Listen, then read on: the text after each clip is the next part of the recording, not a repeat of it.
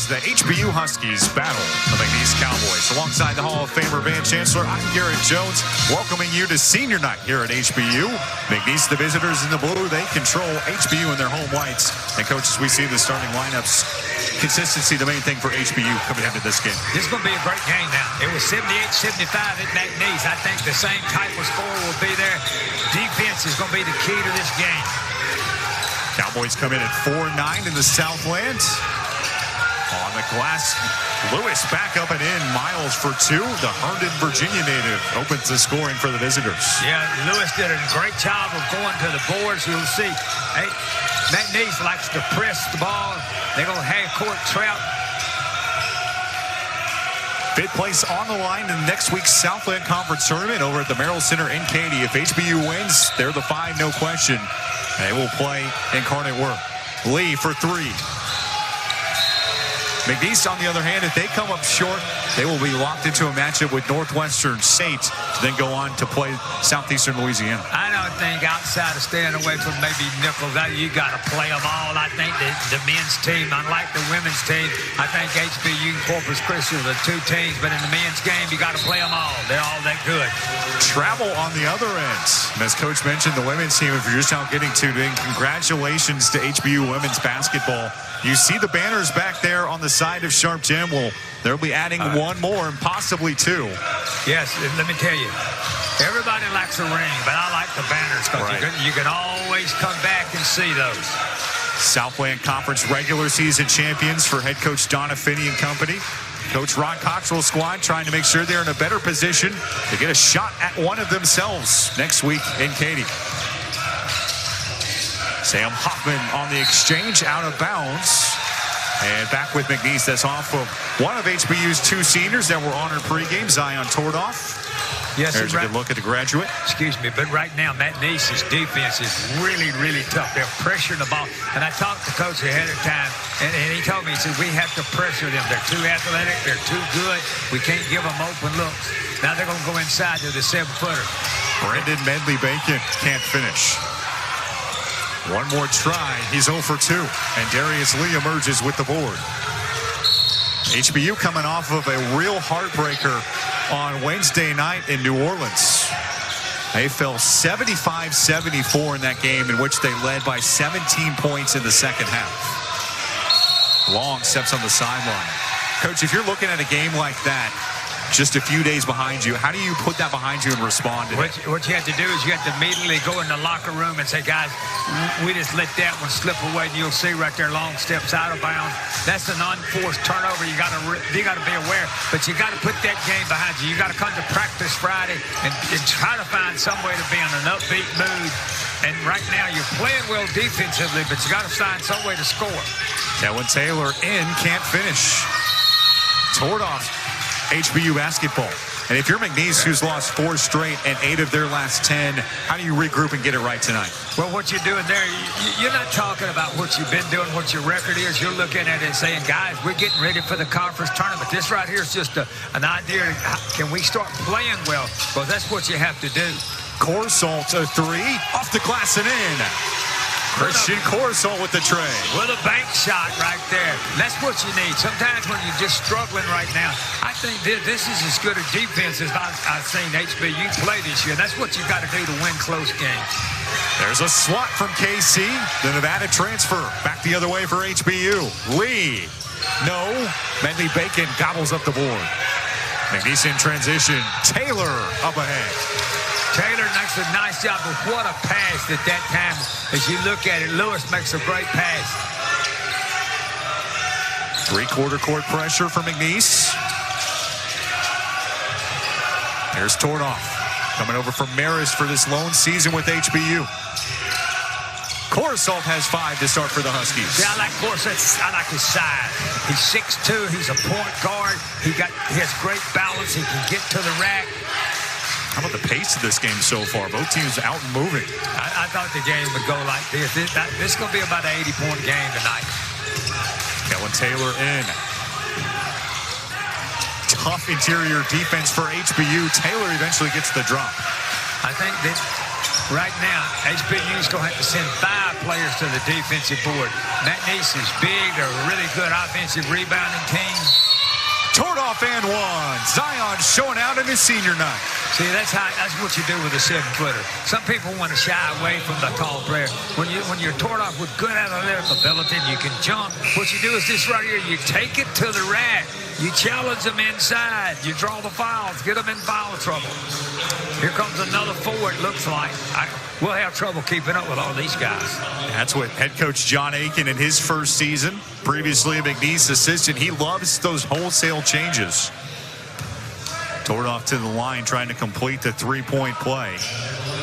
I usually put 5 out there and play them until they dropped. I'm not criticizing. It's just difference in style. I'm not going to take out Cooper, Swoops, and Thompson. I'm just not doing it. Not unless I have to. 2-point lead for the Huskies early. There's Trey English, a true freshman in. 3 on the way. Long pulls down the board. See, that's what Long has to do. The guards are going to have to go. McNeese is very athletic. They crash the boards really well. The guards are going to have to rebound.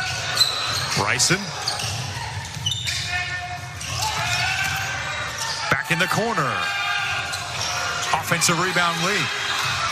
HBU resets. Here's the 2-time Southland Player of the Week. Unable to finish. McNeese out to Shoemaker. Good transition offense right now by both teams. Up and down. You got to get back on defense. 4.5 in from Houston. Christian Shoemate on the dribble drive. Oh, my! The Tomahawk Jam. I mean, Tommy Hawk, buddy. You talk about going up and down. Straight to the basket. What a highlight play early.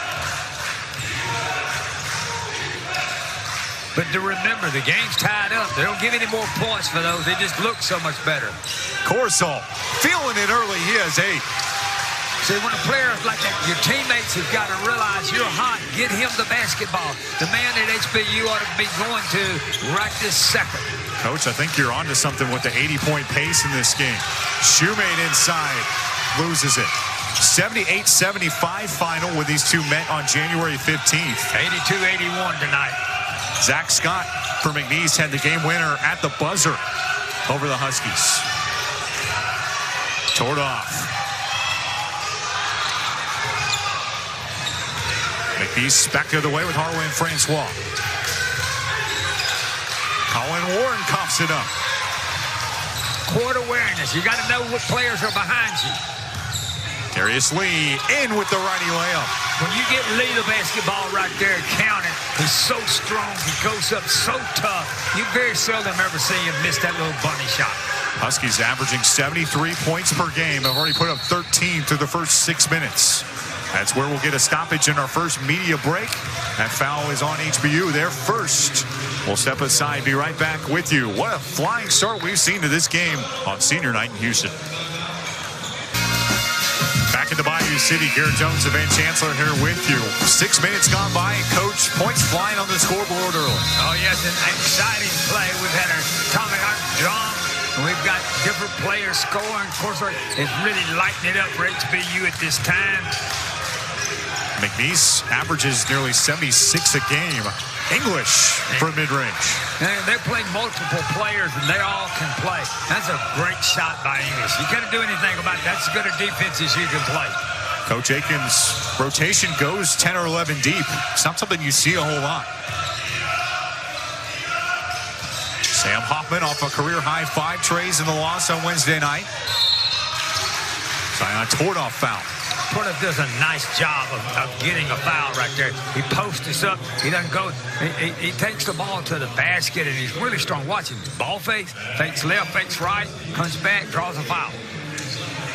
Zion playing on his senior night. And Ron Cottrell told us preseason, look, we would love to have Zion more than just this 1 year. He's a graduate transfer, so unfortunately only eligible for this season, but you can absolutely see why with his ability. Hey, I'm going to take a good player every time. I'll take him for 10 games, so to speak. Good players. I'm not going to take an average player for that length of time, but give me a player like him. He's athletic, he's strong, he defends, he rebounds. Also shoots free throws well at a 65% clip. Yes. 2 for 2 there. HBU by 5 early, looking to avenge the early season loss from this same group.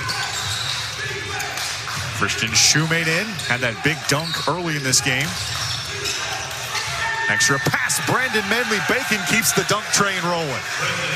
When you're 7 foot tall, that ain't very far to jump. Great pass, though. Right, in deep too. Medley-Bacon, the only 7-footer in the Southland. Stolen away by Harwin Francois. And McNeese can tie. Right back to the well. They go to the big and get 2 points. Yeah, the 7-footer now, he's posting up a little too deep. HBU's got to find a way to push him out a little bit. Meet him outside. Christian Corsalt finds the ball. He is 8 early for HBU. Not that time.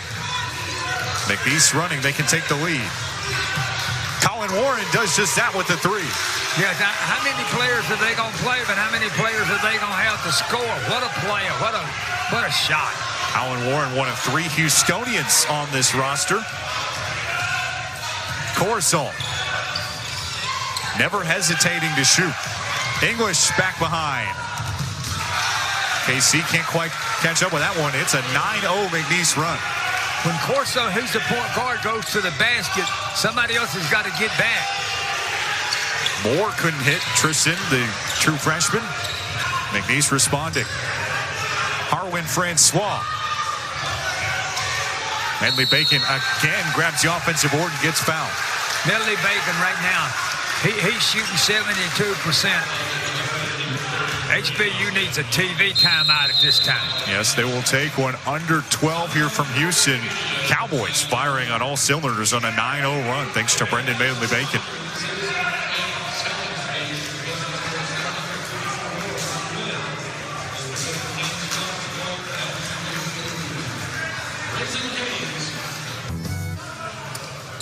Back in Houston, it's a 4-point game early.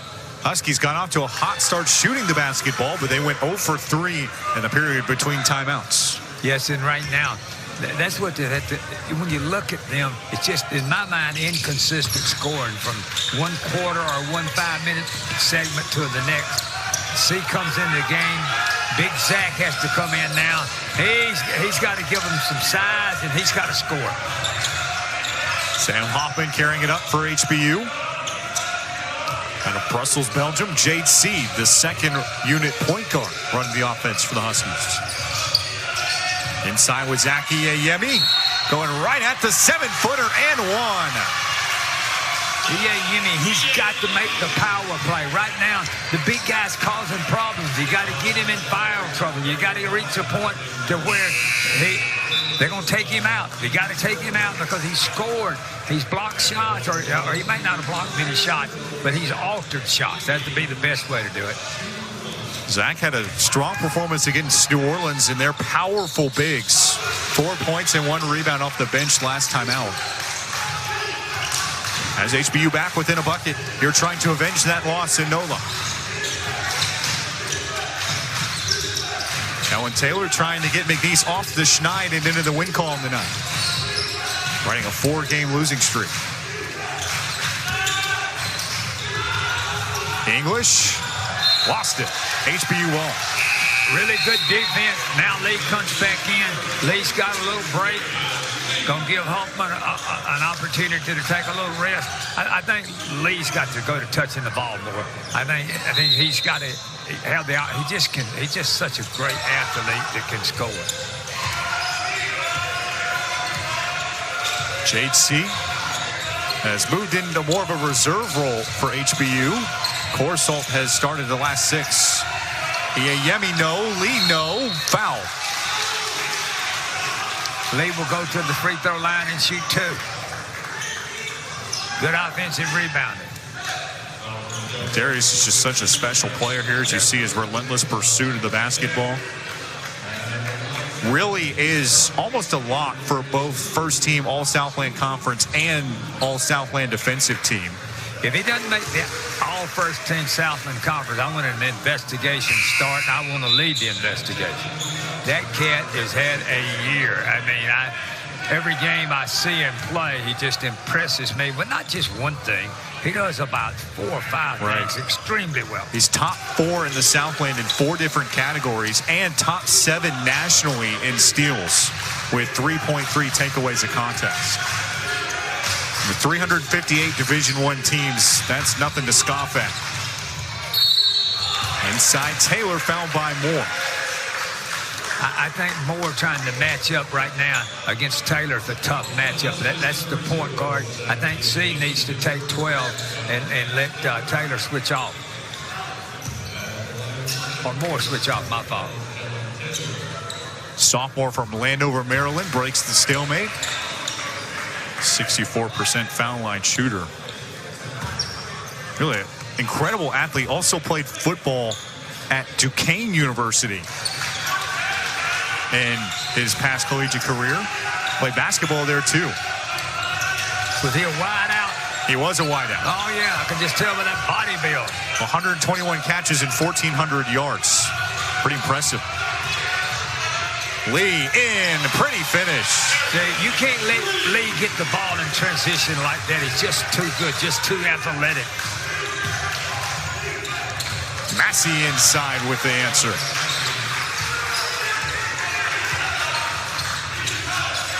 Back and forth they go here early from Sharp Jim. Last basketball game of the season in this facility. Great pass, Yemi. Offensive foul on the Huskies. I'm not overly crazy about that call. You look at it right there. See him bumping. He came up into him. I thought that would have been a good no call.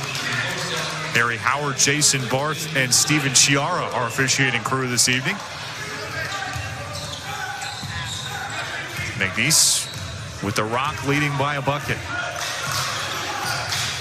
Looking to get the 5 seed in the Southland Conference tournament next week. The Huskies win, they'll have that spot and a chance to battle Incarnate Word. Taylor, no. Rebound out to Tristan Moore.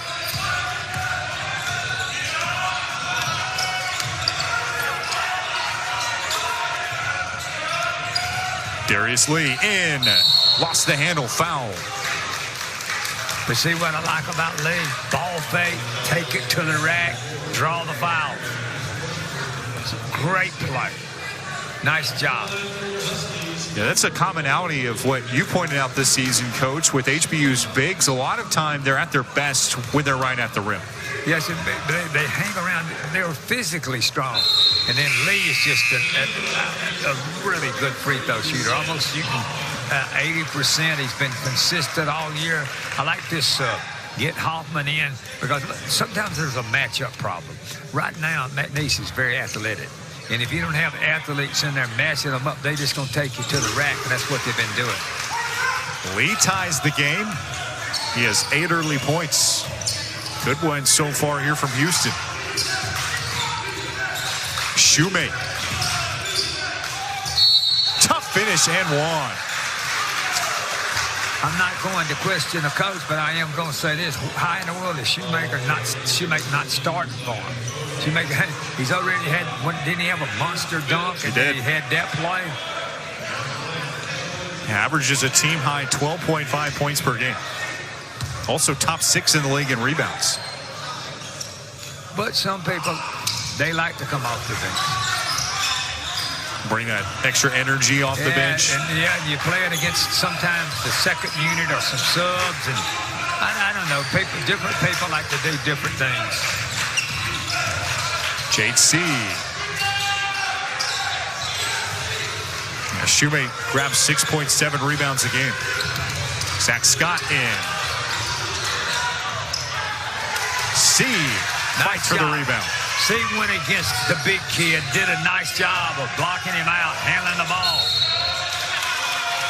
Foul comes on McNeese on the other end. See, I thought I saw that foul coming because now it's going to be 1-and-1. You just cannot in the game today. Refs just won't let you just physically, keep your hands on them for over about 1 or 2 steps. You cannot just keep on holding them, so to speak. see. Here's Shoemate. We're going to extend the lead for McNeese.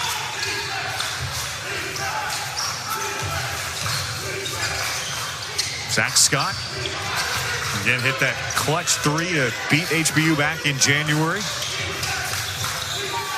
In the corner, Shoemate. Great job by Corsalt there to tap the ball to the big. Yeah, that's a team rebound right there.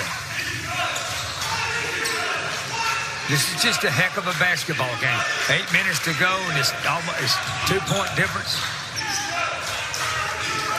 Lee looking for a bucket for the Huskies.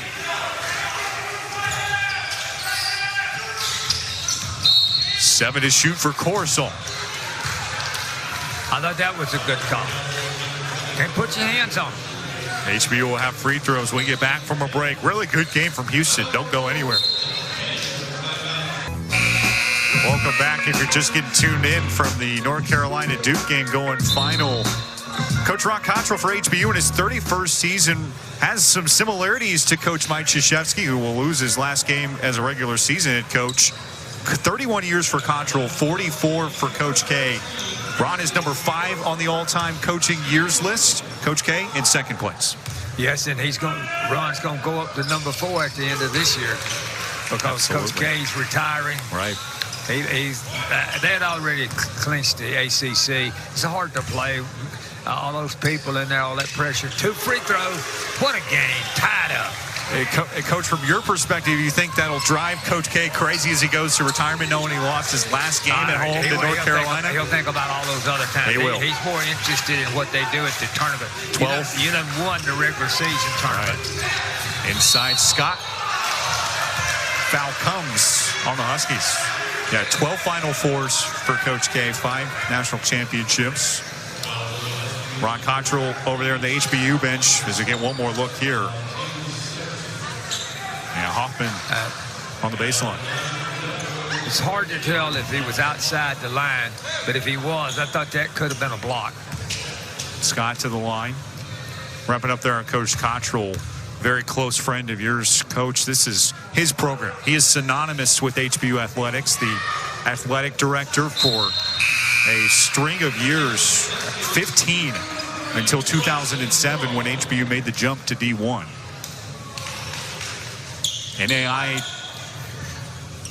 tournament every single season from 97 to 07.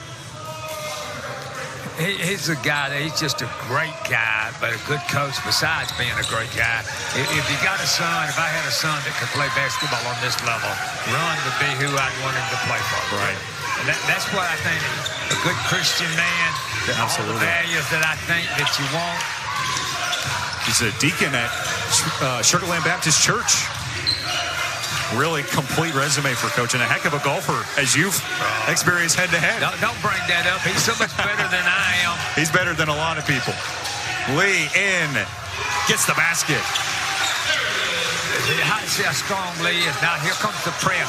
A little 1-2-2 trap. I think it's going to be hard to trap McNeese. They're just too athletic. Tie game with 7 minutes left to go in the half. Fade away, English. McNeese back and forth. This is what they call windshield wiper basketball, isn't it, Coach? Oh, yeah. And McNeese is doing it with players that didn't start the game. Great ball movement to Long, now to Lee. Into the corner with Medley Bacon. 8 to shoot, he lays it in. See, I think that's the result of great balance, but also I think Melody Bacon did not want to foul. In the corner, here's Francois. When you press a team, you up the pace. I don't know how they could up it anymore, but they have. Oh, what a fine Corsalt to the senior on his senior night. See, I think this change at the point guard position. Corsalt's come in, and you got 2 guards in there right now, but he just is so big, he sees the floor so well. Zion with 7 in his last appearance in a collegiate uniform in the regular season. Steal. Long. Great find to Tordoff. Lee for three. Offensive rebound, tipped out of bounds. It's McNeese basketball. One more look at this. Huskies playing some good team basketball recently. Up and down, reverse. What a pass inside the turnover from Corso. Great penetration and kicked the ball inside. On the last possession, I wish Lee would have taken the ball to the basket. But still, it's wide open. You can't fault that. Colin Warren. Medley Bacon foul. Yeah, I like that foul by Torto. Medley Bacon had the free throw. Make the big guy step up and earn too. If he makes both of them, so be it. Kind of a strange-looking play because normally when a guy goes up and down like that, you're thinking up and down, a traveling violation. Yeah. But Medley Bacon had to climb the ladder to bring that one in. I thought he had a chance to. I was surprised he didn't dunk the ball. Opportunity to tie the game for the Baltimore, Maryland native, the third 7-footer in McNeese program history. Who was one of their great players at McNeese? I'm going to see if you know any basketball here today. Put you on the spot. Joe Dumars. Oh, God, yes. I tried to. But, ladies and gentlemen, you can't fake out these young boys. They're on the internet all the time. That's all they do, so they know everything. One of the best players in Southland Conference history. That's the way to work, Garrett. I didn't know if you were. I thought you were too young. That means a lot. The bad boy Pistons, Joe Dumars. Yeah. JC in. Righty layup, no. Offensive foul on HBU. Coach Cochran is going crazy right now. He's over on the sideline. You watch this. He comes over. That's a pretty tough call. Right. Officiating is a tough assignment. Yeah, especially with athletes who can run, who can jump. Colin Warren. Tough finish around Jason Thompson. Great to see Jason on the floor. He hasn't played since January 27th. HBU raves about just his character, what he brings to practices. Trying to get position in deep.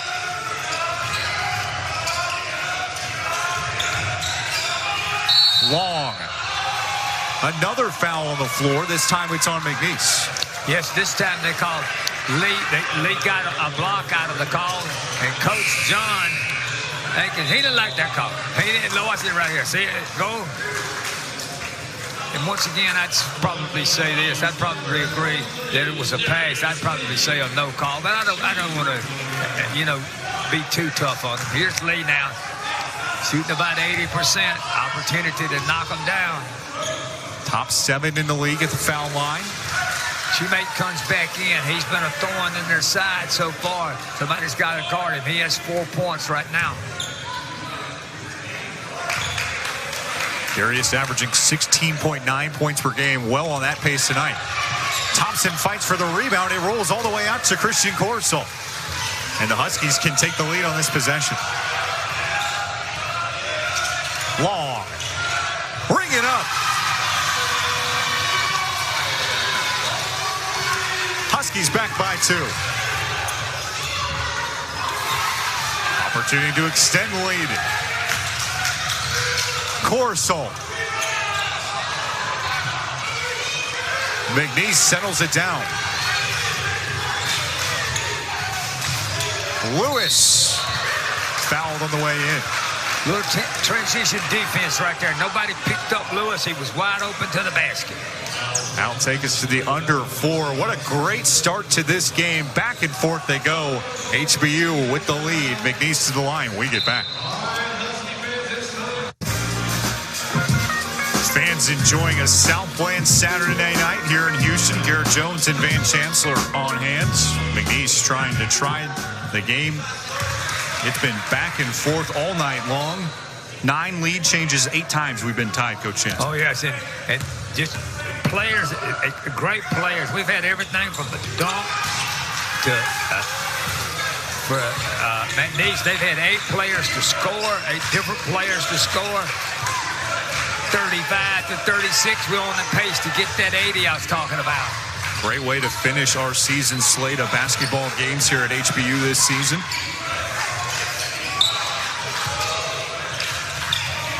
Lee with 7 to shoot. See, I think that's a foul. You're gaining advantage. Advantage, disadvantage. He's trying to back you down. You reach in and slap the ball away from him. That's a foul. A lot of players don't think that's a foul. I'd rather have that foul call than some of this other ticky-tack block charge call. 19 fouls called so far in this first half. Darius Lee doing a lot of damage at the line so far. 5 of his first 6. Great touch by our shooter, but that's his 14th point. Lee started out slow scoring in the first 4 minutes, turned it on in the last 60. That's a good way to describe his game. Coach Cottrell says he's a New York kind of guy, kind of works at his own pace, but they love it. All conference caliber player. When those awards come out here in a couple of days, he's likely to find himself somewhere high on that list. See, now HBU is doing a nice job on this possession of pressing and then coming back in transition and finding their man. Scott in. Lewis. Coaches won't be crazy about that shot. No, but I'm crazy about the way Lee's rebounding the basketball right now. I like this. Go down, back your man in. Trying to pass out of it. English 1-on-3. Shoemate with another dunk, his second of the first half. Great pass by Warren. Shoemate runs the floor. See, you got to reward your kids when they run the floor. Guards, you got to know that. That guy runs it, give it to him.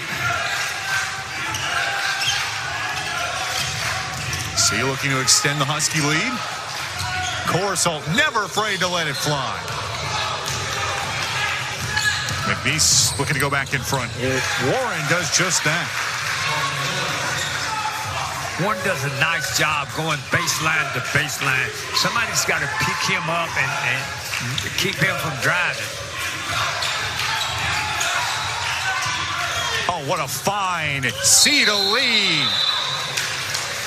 Offensive goaltending, defensive goaltending. You can't block it against the glass.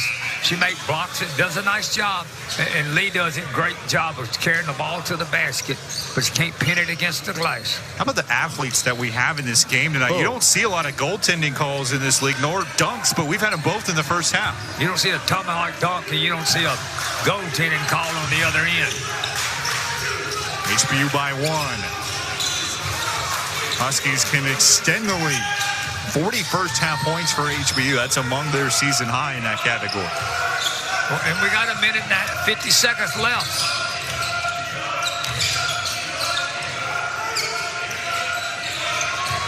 Lee with 15. Great find. Corsalt. Thompson after the rebound. Out of bounds to HBU. See, Thompson did a nice job of keeping the ball alive. He goes up, and a lot of times players will just give up on it. They can't get it. They can't get their hands on it, but they keep it alive. Lee, way back to the backcourt for JC. But smart play by Lee. If nobody was open, throw it as far back. C. Another effort goes. Yeah, I think C's come in and give them a little get up and go, and it's moved Corso to the 2 guard and C to the point. Scott. Huskies trying to go up by a couple possessions. Long with the dribble move. 5th place on the line in the Southland Conference. The winner will walk away with it. C again. C's come in and give them tremendous energy on both sides of the floor. He's come in with an opportunity to play. Arwin Francois gets the answer. Thompson, you got to come out on the offensive player, but you cannot give up baseline. Corsalt. Tough shot and one. What a play, ladies and gentlemen. He drove baseline, turned back over his head. I hope we got that on replay. That would be worth watching. What an offensive play. KC has a dozen in this first half. Throw the line for the Bakers dozen. Here's one more look. Okay, look at this now. Drive. I thought he got fouled right there. Turn over his head, shot it back. He's left-handed, shot it right-handed. Count the basket and the free throw. HBU by 6. Huskies' largest lead of the day, and John Aiken needs a timeout. Yes, this is that timeout now, Garrett, in the men's game, unlike the women's game. If you don't use this 30-second timeout, you don't carry it over to the second half. What they're trying to do is limit the length of these basketball games. So coaches won't have so many timeouts at the end and drive every fan in America nuts. And so now you're trying to set it up. You want the last possession of this. You don't want to give up a 3-ball right here, right now. McNeese coming in riding a 4-game losing streak. They've dropped 8 of their last 10. Trying to avoid the 6-7 game. And, Coach, you mentioned when you look at the matchups in the conference tournament, you don't really care who you get right now besides maybe Nichols, the regular season champion as of today. Or who you don't want to match up. Right. In other words, you may not want to match up against McNeese because they're so athletic. Right. As a coach, different coaches, they don't want to play certain teams. Largest deficit of the day for the Cowboys, coming over from Lake Charles. About a 2.5-hour drive from Houston. Francois, no. Long can hold for the last shot. Behind the back, Long. Back to C. Jade blocked. Scott. Warren at the buzzer. No. Taylor, no. And that's how the first half comes to the end. Windshield wipers flying over the Sharp Gym court in this first half. A combined 98 points on the scoreboard. And Coach Cottrell's squad up by 6. We'll step aside and be right back with you for some halftime coverage, including special coverage of the regular season title for the HBU women's basketball team. Don't go anywhere. 6-point game as we welcome you back to Sharp Gym in Houston. Garrett Jones and Van Chancellor on hand. Coach, very exciting first half. A lot of offense. Yeah, tremendous offense. One team 16 for 35, and that's McNeese. And HBU's 15 for 32, but right now HBU's 14 to 16 from the free throw line. That's the difference. And it's a low turnover game. They're not 6 and 4 turnovers apiece. This is a well-played game. What's a little surprising to me is HBU has out-rebounded them 23 to 7, 16, and that's been a real plus.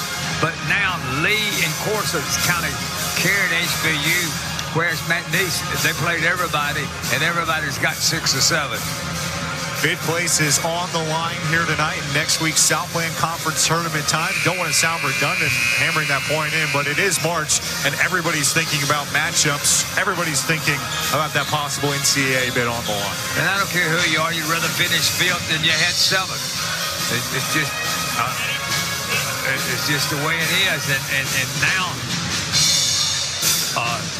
But once you get to the conference tournament, we talked about matchups, but at the same time, it's just a question of you got to play good. You got to get over there to the Merrill Center, great place to play, and play your best basketball of the year. As they run right now, Huskies would face 8th seed Incarnate Word in the first round.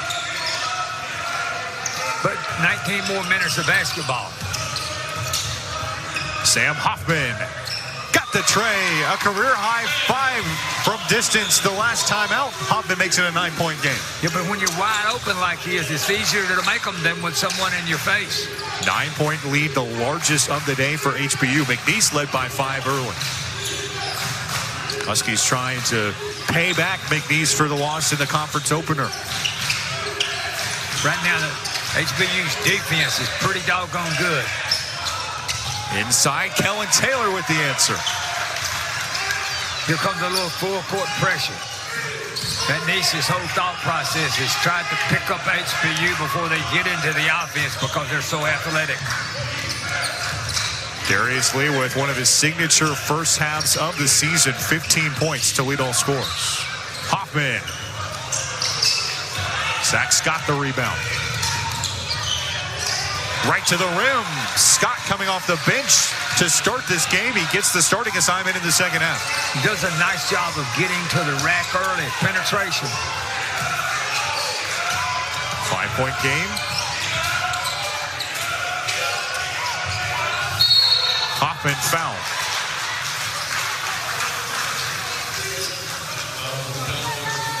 You'll see right now what McNeese just does. Goes baseline, goes behind the back, has the presence to lay it in. Scott's done a great job. I guess he's thinking about that last 3 ball he made. Long into Tordoff.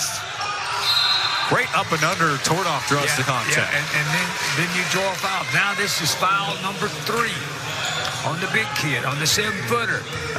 More than likely it's going to be time to take him out now. But not only that, watch this foul. Tordoff does a nice job of getting him up in the air and drawing the foul. So next time he won't be as aggressive on defense because he don't want to come out of the game. All kids want to play.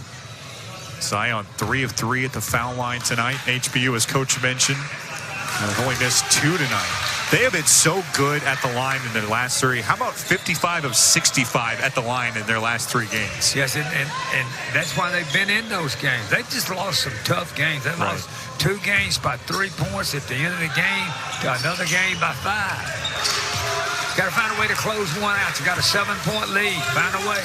1-point loss on Wednesday night. I asked Coach pregame last time out about the free throw shooting, and he kind of laughed it off, saying, look, guys are just concentrating right now. You want to be as focused and dialed in as you can in March. Taylor loses focus. HBU basketball.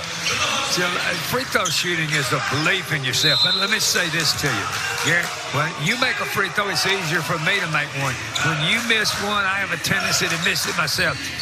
And when everybody's hitting them, it's just so much easier to make those shots.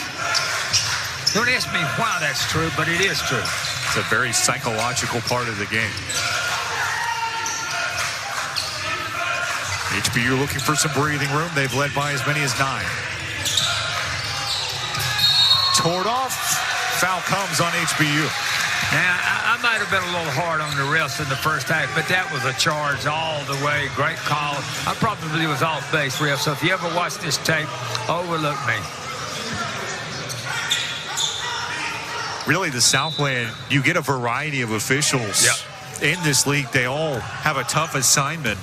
Yeah, and they do a great job, generally speaking. Yeah, no doubt, because this league is made up of a lot of 6'2" to 6'7" athletes. Right.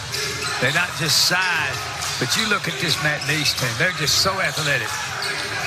Zach Scott for 3. Boy, Scott makes it a 4-point game. He really has kind of embraced the role of HBU killer. Had 24 points and the game-winning 3 in Lake Charles in January.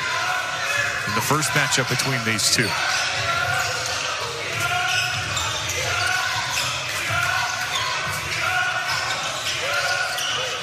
Lee and Tordoff with the 2-man game. Darius with the long runner. Yes, when he got the 7-footer on her, he didn't try to take it to the basket. He faked him and taken a short jumper. And that's a hard shot to make with that right hand. 2-possession lead for HBU. McNeese trying to claw back in it. Taylor at the rim and 1. Taylor, you cannot give up the baseline. You learn in the 7th grade basketball, no baseline. And right there at that time, HBU gave Taylor the baseline. But I like the fact that Taylor could take it up in a number of defenders and have the presence to score. And how about the size that Taylor brings from the guard position? 6'6", 215. Only a sophomore.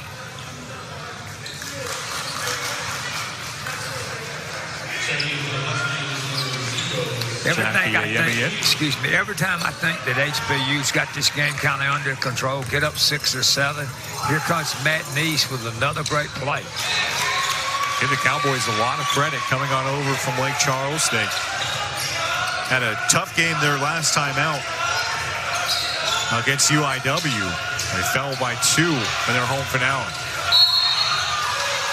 Corsalt fighting. Foul comes on McNeese.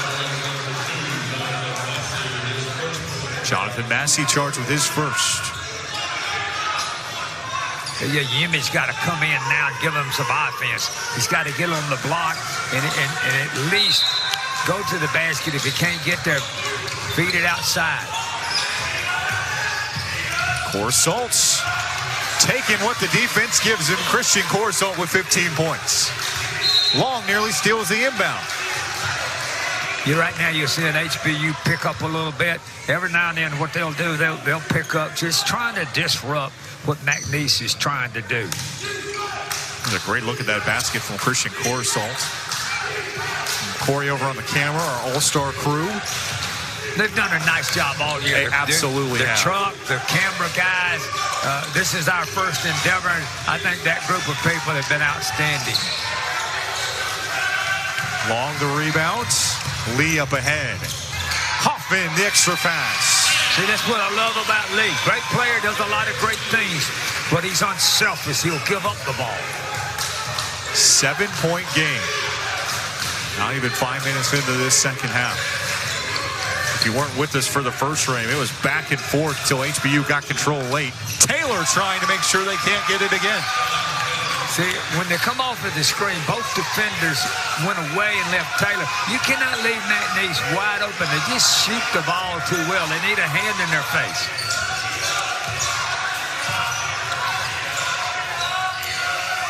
"17 points for Darius Lee. Yemi and one. See, that was made possible because of Lee. Garrett Lee was set up. He had the baseline wide open. He drives to the basket. Big kid comes over, and now great pass inside. Such a willing passer. Darius Lee averaging 3.1 assists per game from the small forward spot. He's the reason HBU has a comfortable 6-point lead right now. So a lot of basketball left.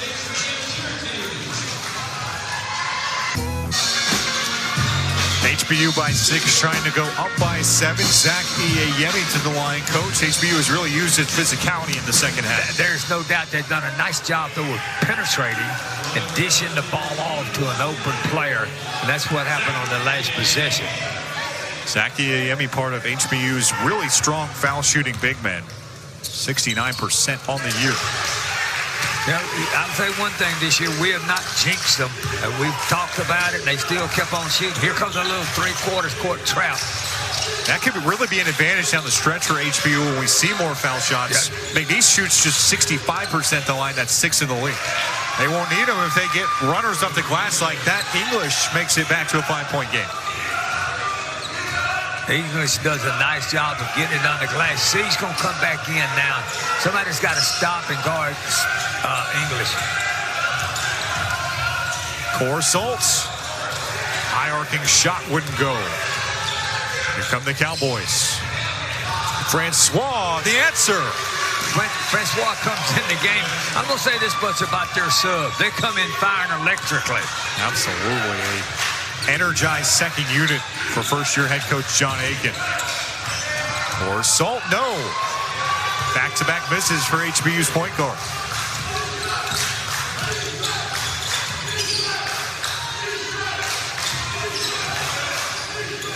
Warren would have given McNeese the lead. If Warren can make that shot, give it to him. He's falling back, going on. Darius Lee turned away. Another chance. HBU basketball. I thought Lee might have gotten fouled there, but sometimes a big old strong player, they just don't get that call. It don't look like they got fouled. JC in for HBU. Bryson Long will grab a breather.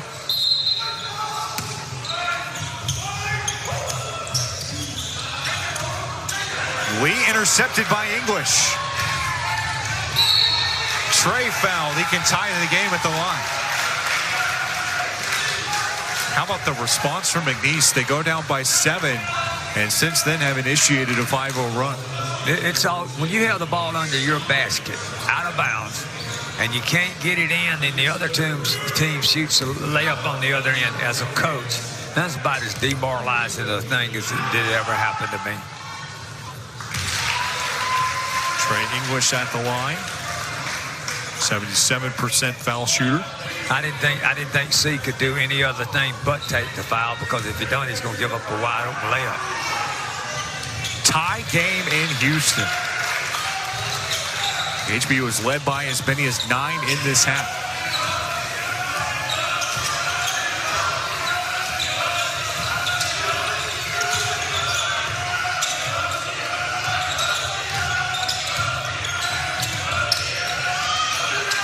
Yemi. Foul comes on McNeese. Yes. I think they wanted to foul that. I thought they had a load, and they did. They were going to have trouble with my man, Big Zach. HBU got to get the ball in bounds. Yes, don't worry about scoring. They're really flying in passing lanes right now. Cohen Taylor tips that one out of bounds. They're really overguarding Lee. Lee's got 17 at this time. I think they've made up their mind at McNeese. We're not going to let Lee beat us. Somebody else might.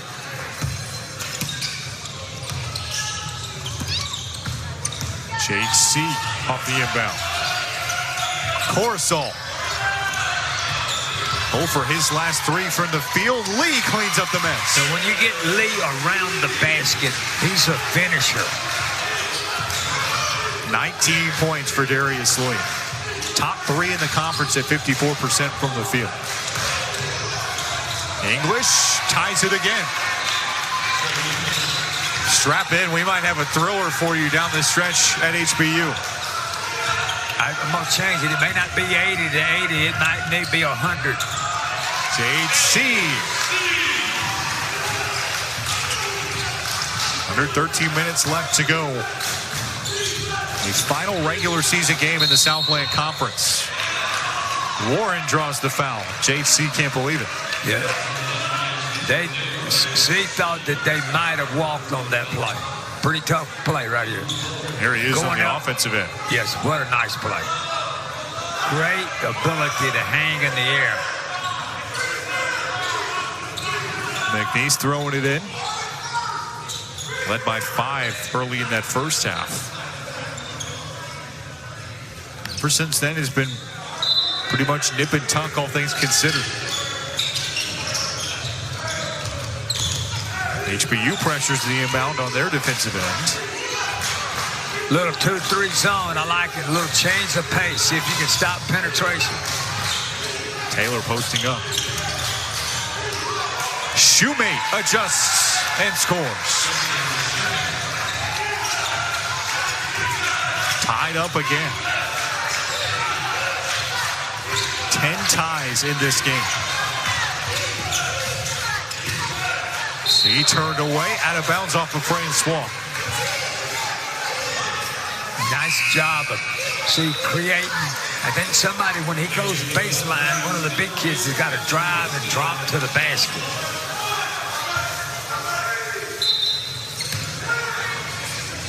Lee to throw in for HBU.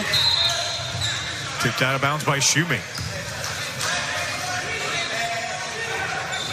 This is a real strength for the Cowboys guarding the inbound. Yeah, they've done a nice job. HBU's they hadn't had an opportunity to score. They've had real opportunities. They've had struggles to get the ball in bounds. Long arm, McNeese, athletic. They're just jumping out, covering everything in the passing lanes. You name it. Get in Yemi here. Zach trapped in the corner. They get the steal. Jason Thompson intercepts.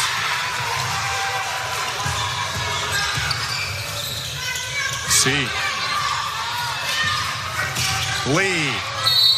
No, he's fouled though. I like the fact that Lee turned down the three-ball shot and carried it to the rim and drew the foul. Here's one more look at that last play. The stoppage will bring us to the under 12. We're tied at 65. John Aiken loves it as McNeese heads to the bench. The Cowboys fighting here early in the second half.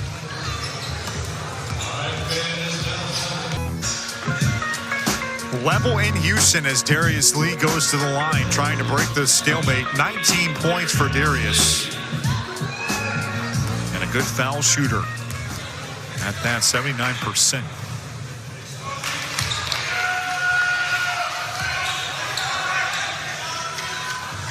Huskies still 17 of 19 at the line today. 11 and 14 at the line for McNeese. Coach, earlier this year at the South Plain Tip-Off Tournament, which you were at, they played in a game in which there were 88 fouls called. Yes. In double overtime against UNO. Oh, yeah. Way too many fouls. You got to be able to control. The game is actually 66 to 65.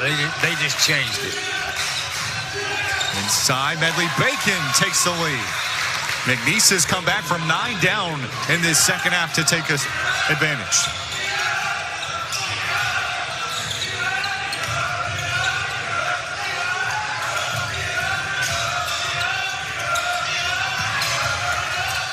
C waits. Oh, he almost had the shot he wanted. Jump ball. Possession going back with McNeese. Right there. C did a nice job of doing everything you want to do, but couldn't finish the shot. Ball fake, got the big kid up, shot it. You got to knock that down. Now McNeese gets the basketball back with a chance to extend its lead. 5-point cushion for them in the first frame with 11:42 left. English out of bounds, stays with McNeese, much to the chagrin of this Saturday night crowd on hand. And the coach wasn't happy with that call. He thought he'd run off of their legs. Coach Contra on your screen. Medley Bacon foul. Zachy Ayemi charged with the personal. Yes, I thought Zach did a nice job with his hands up. But you look at it, Medley Bacon came into him a little bit. Great offensive play. This just turned into one heck of a game. Medley Bacon 72% this year. Transferred from VCU, played in all 13 games for the Rams last season. Won the A-10 last year, was part of that VCU squad that had to forfeit its game due to COVID-19 in the NCAA tournament. Little clink in the armor, couldn't make the free throws. You got to think about that late in the game. Might be somebody you had to foul. HBU going for the lead. Yemi, no.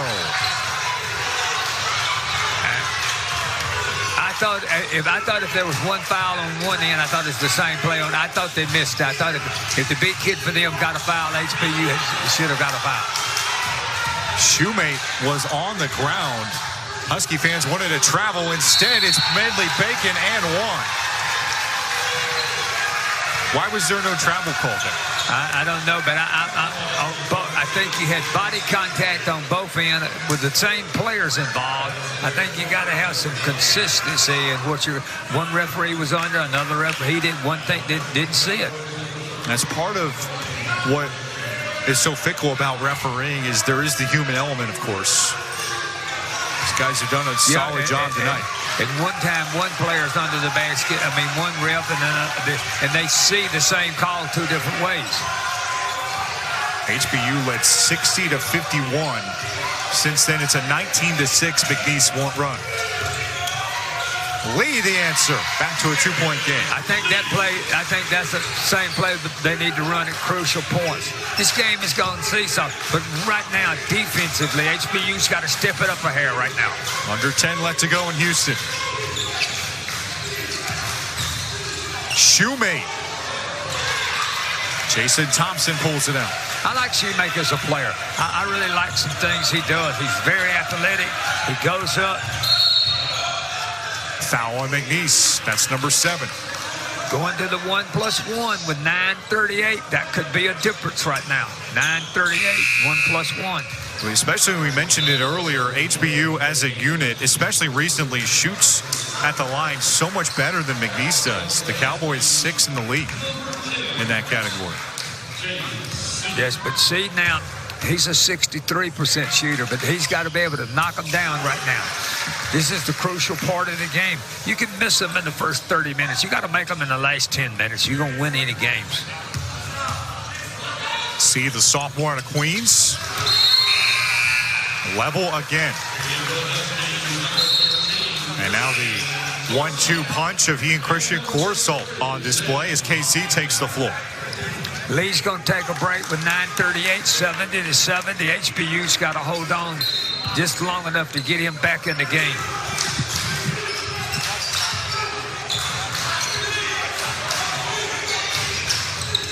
Colin Warren out of Elkins High School here in Houston. Throws it away. Hoffman to steal. Sam at the lay-in. See, for a big guy, he's so athletic, Ian. What a steal right there. What a play late in the game. Good job, Sam. And HBU fans love his style of play. Just no holds barred every time on the floor. Huskies back on top. McNeese trying to respond. Warren, no. Medley Bacon ties the game. He's been a heck of a factor into this game. Right now, he's got 12 points on the average and about 7.5. He's got 14 now. 8:48 left to go. Tordoff into the game with the screen.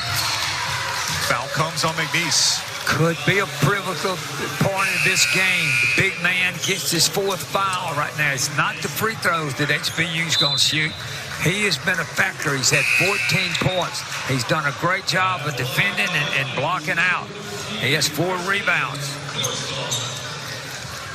Christian Corsalt to the line for HBU. Transfer from Nevada. Played for Coach Steve Alford there last year. And we're checking 2 things. Lee went out for HBU 70-70 at this time. Medley Bacon went out basically 72 all. Let's see what it changes. Huskies by 2. Have led by as many as 9 in the second half.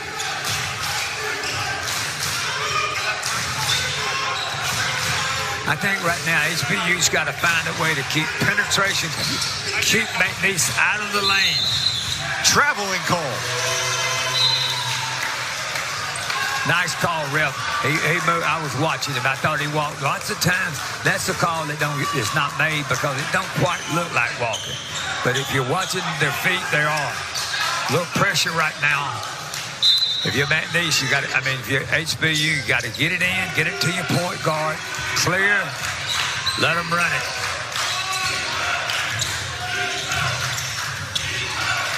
Corsalt around the double. Long. Foul on HBU. Jason Thompson can't believe the call. 1-1.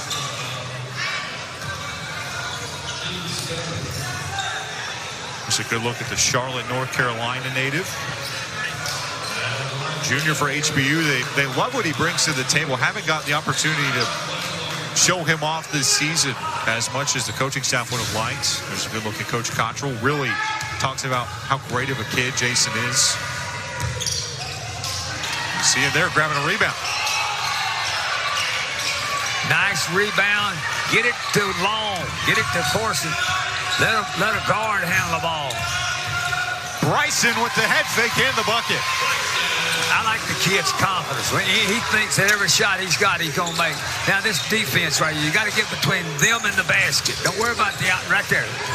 Jonathan Massey, wild shot. It goes in. That's indicative of the kind of game we've had tonight. Yeah.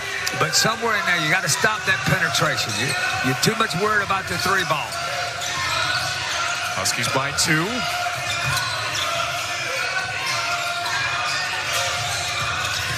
Tordoff on his senior night.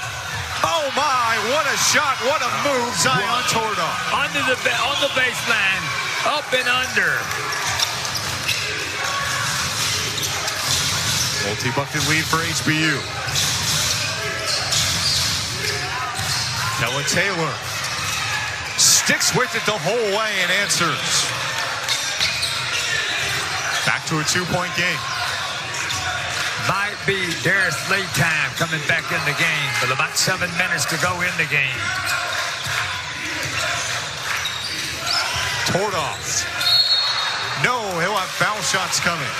Zion Tordoff trying to take over the game his last time suiting up in a regular season game. Still under 7 left to go. Don't go anywhere. This one far from over in H-Town. We'll go back to Houston. Coach right on cue. It's Darius Lee. Time his third double-double of the season with 24 points and 10 rebounds. He's back on the floor. Yes, and I also like this. We got Lee back in the game, and then HBU's got Corso back in the game.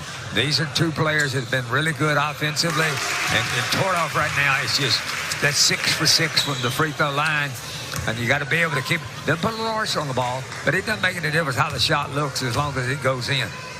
23 of 27 after the miss tonight. One basket game. Switch to a 2-3 zone.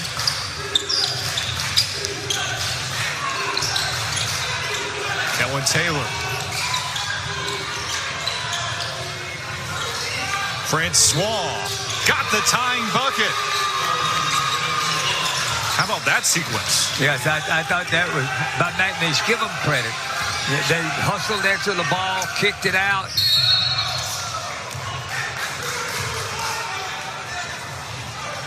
Right now, it looks like the HBU is now going to get 2 free throws. McNeese is in the double penalty.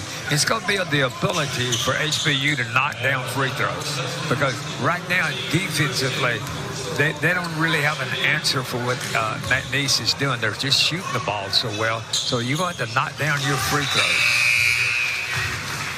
Corsalt's a 71% foul line shooter out of Los Angeles. English and Shoemate back in for McNeese.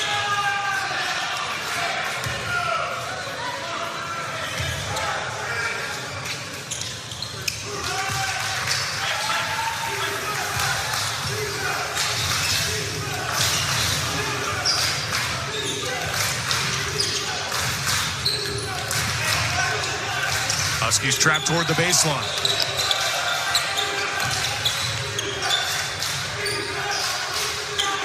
Three. Good. Zach Scott takes the lead from McNeese. Every big three that McNeese has had to make in the last 2 minutes of this game, they have made. What great shooting. 5 and change left to go. Long. Shoemate pulls down the board. And suddenly McNeese with an opportunity to extend its lead.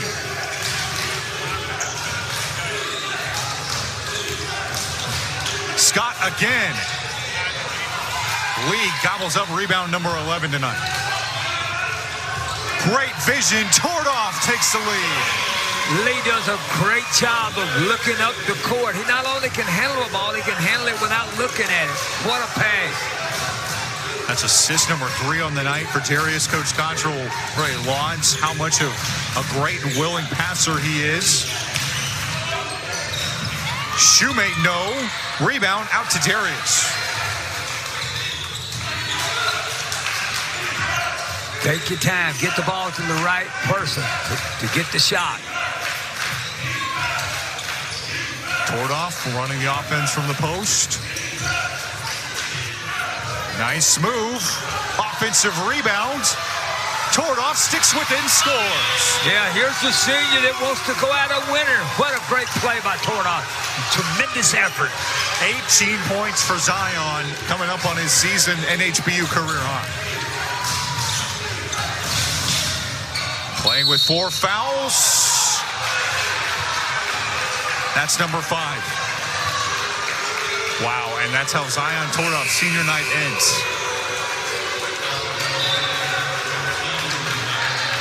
That was a late whistle, too. Yeah, a delayed whistle. I didn't see that call. I thought that was a basket good. We talk about turning points of games. I don't think there's any doubt this is a big. He's got 18 points. He's played so hard, and he thought he had his hands up. He's trying to explain to the ref. That's a tough call. I think that player going out really hurts them at this time. Standing ovation for Tordov, too. He's really meant a lot to HBU this season. Will be a big part of however long the tournament run goes. What a great effort to end his regular season on. Now, in a game like this, no offensive free throws. You got the 2 inside positions. You especially block out the shooter and block out the 7-footer. Ellen Taylor, 0 for 2. Darius Lee, the rebound. Come down. I'd like to see Lee get an opportunity to score. Tordoff was the one scoring. You got to look at Lee now. Darius can pass the ball as well. Great feed. Hoffman. McNeese still playing within a bucket. Late second half. Scott. What a basket. Zach Scott again. He has a dozen. Timeout on the floor. Our final stoppage of the evening.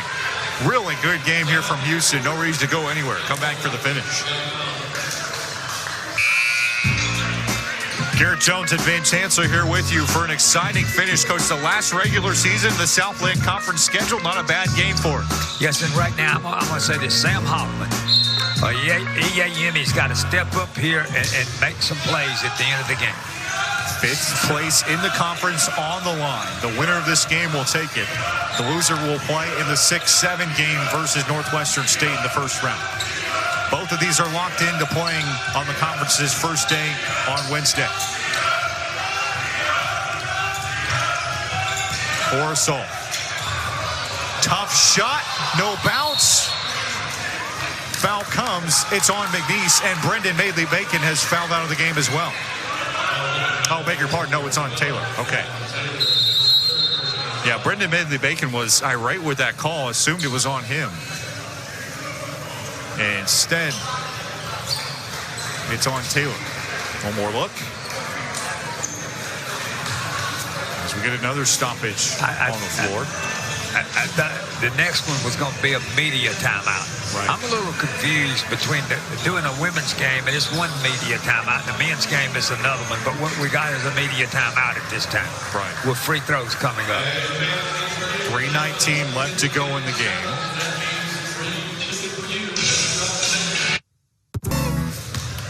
Big free throws for Zaki Yemi as HBU, which is led by as many as 9 points in the second half, tries to bring this one on home down the stretch. Yes, and right now, he's been really good from the free throw. I said that HBU, I think that McNeese has a lot of players, got a lot of fouls to give, and I think that HBU's going to have to knock down some free throws and get one big defensive rebound here in the last 3 minutes. Christian Corsalt guarding English. Madeley-Bacon with 4 fouls. Warren. No. Madeley-Bacon, no. Rebound secured by Hoffman. Huskies lead by a bucket. That's a tough rebound right there. That's the rebound that might make a difference in the game. HBU going for win number 10 on the season tonight. They've already surpassed their win total combined for the last 2 seasons prior. Lee foul.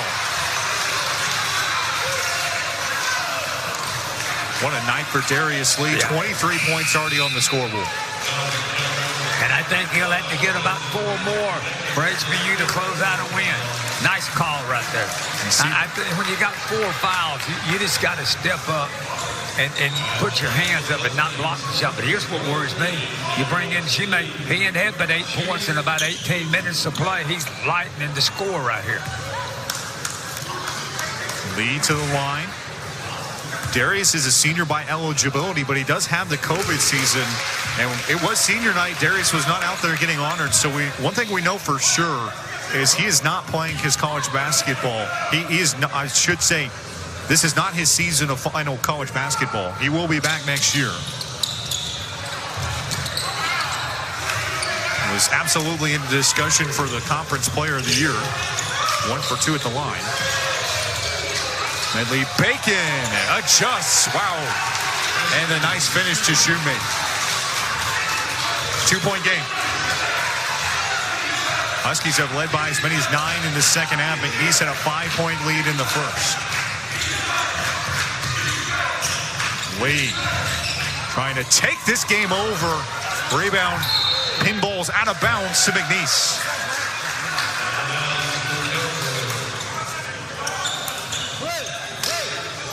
Tough play with a lot of bodies going after that ball. Yes, and They had a great finish in McNeese. Looks like we're about to have a great finish right here, 88-86. It was a three-point game signed at the end of regulation. Darius Lee had a game-tying layup late. Zach Scott hit the go-ahead three. English will take it in the front court and set up offense for John Aiken. 2:08 left to go in the game.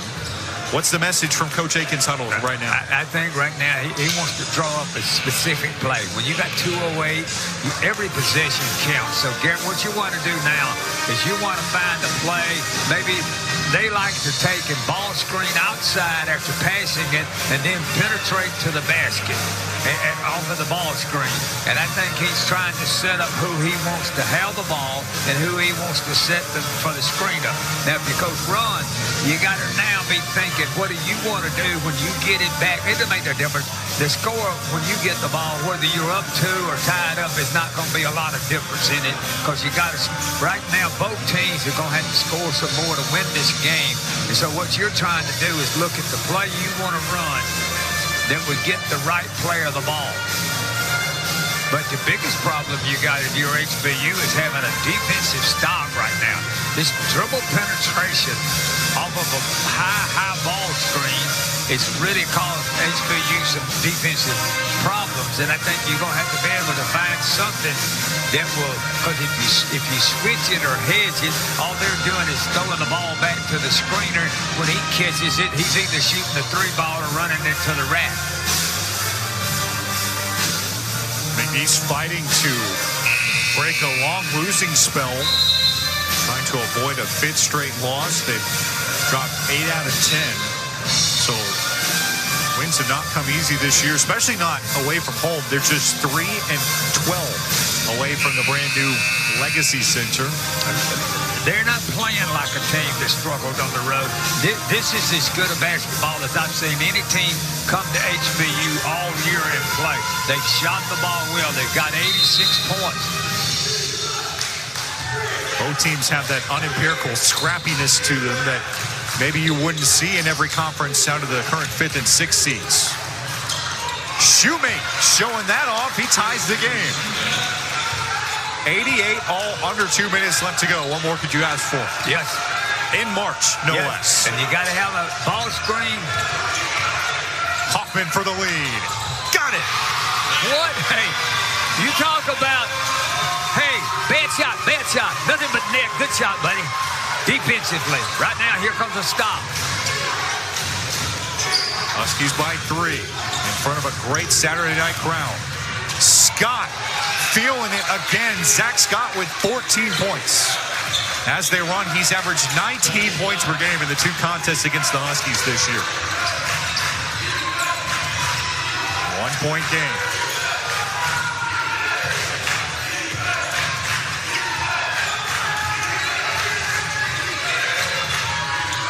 Lee with 10 to shoot. Hoffman. Short. Under a minute left.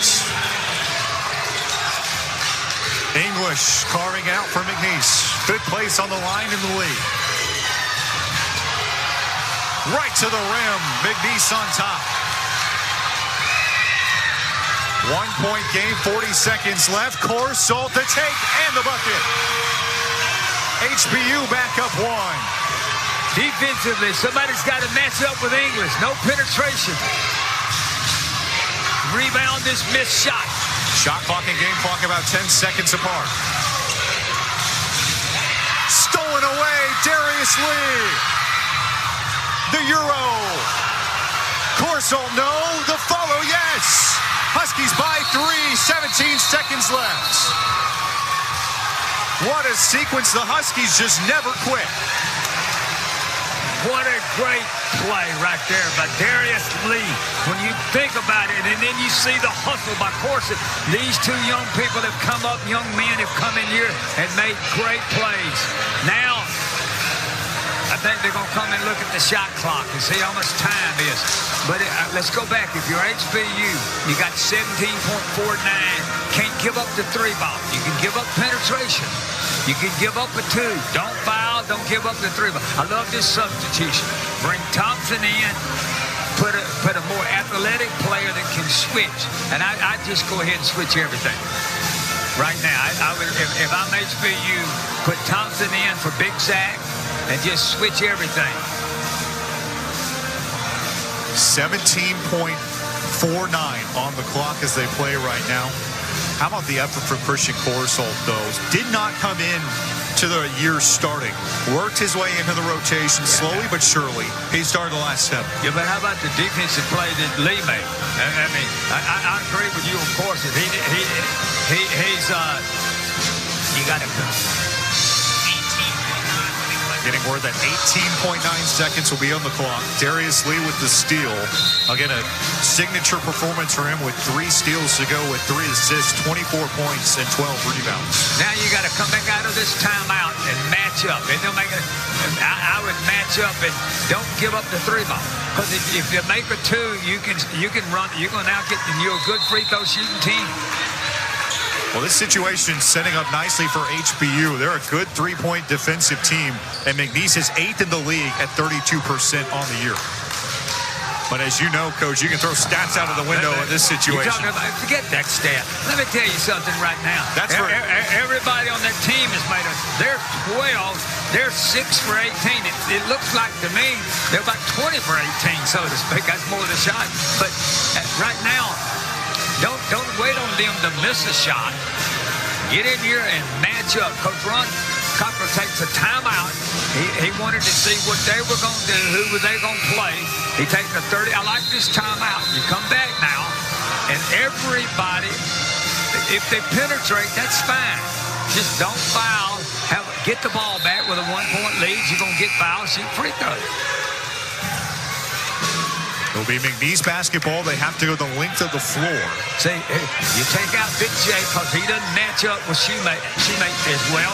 Now you're matched up man-to-man. You got the same athletes they got. You got Darius Lee out of the game. If you get the ball, he's going to go back in the game. If you're McNeese, do you bring the ball into the front court and call your last timeout? Oh, no, I'm going to take this ball in the open court. English is just too good. He can penetrate. HBU's been burned in these situations before, including Wednesday night in New Orleans. 13 seconds left to go. English.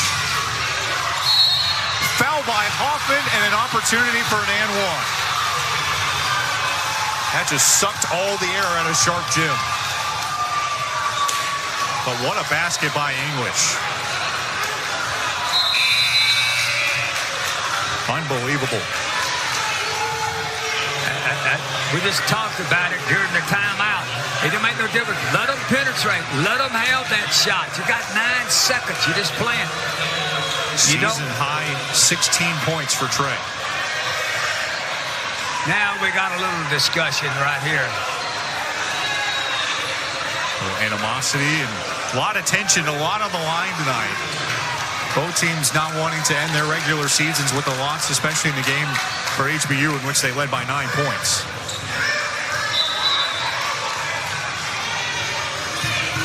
The one thing you didn't want to do there was to take the foul. Let him have the basket. Let the clock run. Coach Cottrell still has 1 timeout in his back pocket.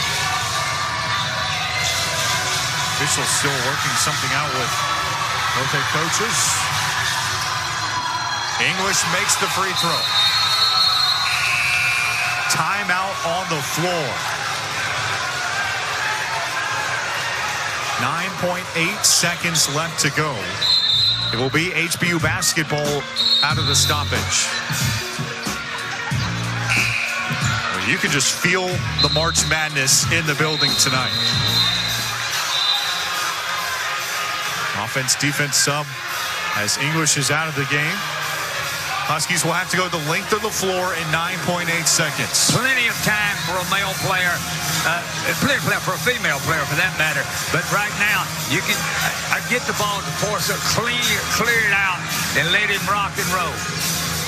Or get it to Lee. Huskies had a chance to win the game Wednesday night in New Orleans. Could not get a shot off. In the final 20 seconds, 9.8 here. Korsholt with 7. Huskies will play it out. Lee. No! Overtime it is in Sharp Jim. Lee had a great look for the win, couldn't get the three, and we need an extra session on a Saturday night in the Southland Conference. What'd you see on that last sequence, Coach? I thought it was perfect. I thought what Lee should have been is stepped up a little bit and been a little bit closer. He had the shot. You taking it with no clock. Of course, it did a great job of dribbling up. I thought the whole play turned, the game turned, is fouling on the other end. You got a three-point lead. You don't even come close. You give him the shot. You don't want to give up a three. They did a great job of making English penetrate to the basket. Seconds away from overtime getting going here in Houston. HBU occupied a 9-point lead in the second half, including 3 points late. McNeese has fought all night long. They do not look like a group that's coming in having lost their last 4 games. Yeah, give them credit. They're down 3. They've been down. But also in the last sequence, you got the ball to your best player. He had a wide-open 3-ball. And I thought all of that went well. I just think you got to have enough discipline. I don't care how hard you want it, how bad you want it. You got to be able to play smart basketball and not foul. You say, well, I wasn't that close, but this is going to be a great overtime. This has been one heck of a game.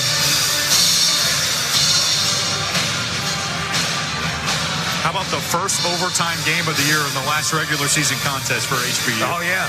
How about that?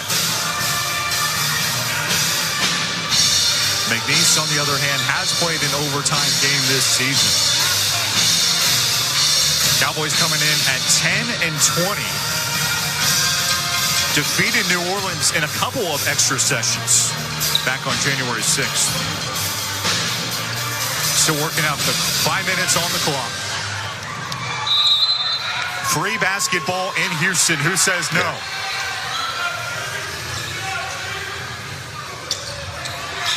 Lee with the hustle play, controls for HBU. Long. No. Corsel. How about the minutes that Jason Thompson has given HBU tonight? Yes, come in, been very good. 9 to shoot for Corsel. KC to beat the shot clock buzzer. Thompson sticks it back up and in. What a story. Jason Thompson in his first game since January 27th, 6th the bucket in OT.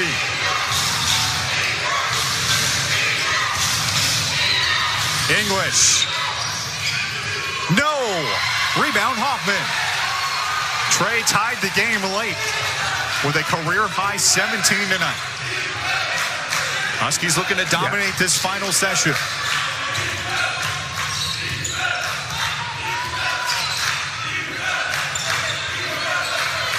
Lee. Foul on McNeese. Lee is just too big for his defender right there. Did a nice job of getting the floor open, getting it spread, let him go to the rack, put him on the free throw line. Darius to the line. What a game for him tonight. 26 points, 12 rebounds. His third double-double of the season.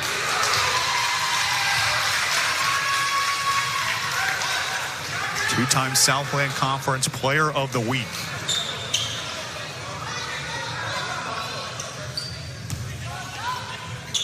Now, Harlem, New York.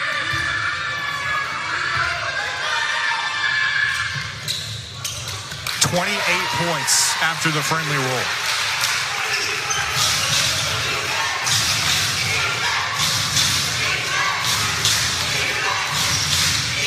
See, Thompson's athletic enough to jump out and guard the perimeter. Zach Scott. Offensive rebound out to English. See, Long's got to rebound the ball. He went out. When a three-point shooter misses it, you got to rebound the ball. Taylor. Foul comes on the Huskies. And the HBU bench and fan base is incensed. Hoffman called for that one. Now, McNeese, and Sam was pushing. I just watched him. You cannot come up that close. You got to get back.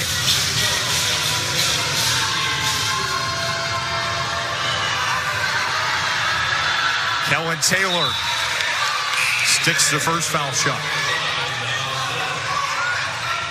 4 scores in double digits tonight for McNeese.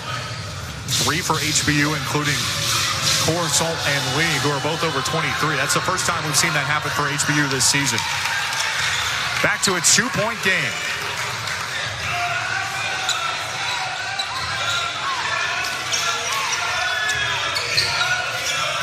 Under 3.5 left in the extra session. What a game.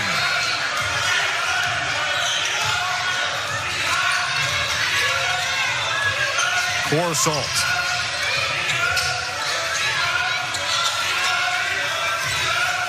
Ten to shoot for Darius Lee. Thompson. I would have been letting Lee to have shot that ball, not be selfish sometimes. Zach Scott hit the big shot against HBU back in January.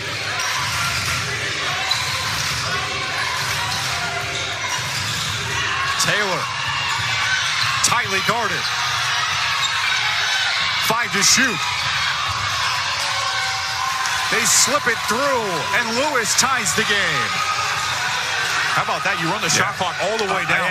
And I thought HBU had them trapped twice, but could not seemingly get the basketball. Corsalt out of bounds.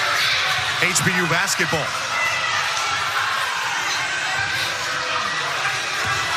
Francois providing tight defense. Got to be able to get the ball in bounds right now because McNeese has been awfully tough. You got plenty of time on the shot clock. They're over 2 minutes left to play in OT.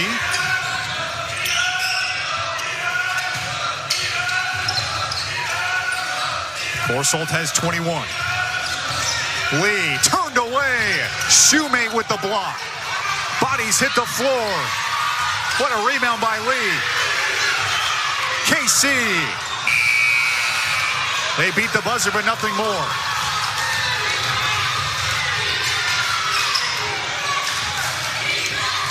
McNeese with the basketball. Under 2 left to play in the extra session.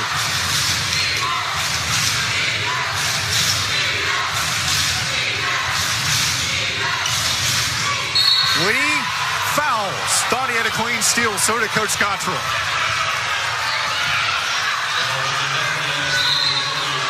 Man, the HBU football team, several players over here out to our right. Those guys are about in midcourt. Well, as much as physical contact's going on tonight, that is a pretty tough call right there now.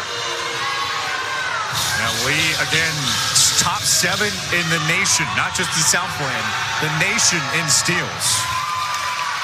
McNeese has done a nice job of shooting free throws also in this game.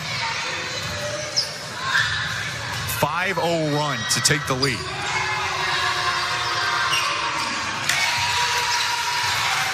Cowboys by 2 on the road. Timeout, Ron Cottrell. We'll take a break. 2-point game here in Houston. 90 seconds plus left to go. Don't go anywhere. Overtime in Houston, it's a 2-point game. Huskies with the basketball. Led by as many as 9 in that second half. McNeese has kept with them the entire way. Looking to end their 5-game losing streak. Huskies looking to get number 5 seed in the Southland Conference. Lee, no, won't go. McNeese pulls it away. Looking to take a stranglehold on this game in the extra session. Plenty of time left. You don't have to foul. You don't have to pressure. You're going to get another possession if you can get a stop. Scott off the screen. McNeese looking for what could be a dagger. Taylor, no. Rebound still loose. Shot clock sounds. Back with HBU. You got an opportunity. And John Aiken wants the referees to take a second look at that. That looked like a John Aiken initiated review. Yes, I agree with McNeese that. coach came out to mid-court. Yeah, you can't ask for that review. It's got to be the refs want to make that decision. Right. I think that's what Coach Cottrell is saying on the other side there. Coach Key also out at midcourt. The long-tenured HBU staff. They're headed to the monitor. Our crew tonight, Henry Howard, Jason Barth, and Steve Chiara. The situation, the shot clock buzzer was sounding when that ball was headed toward out of bounds after Jason Thompson the tap. Here's one look.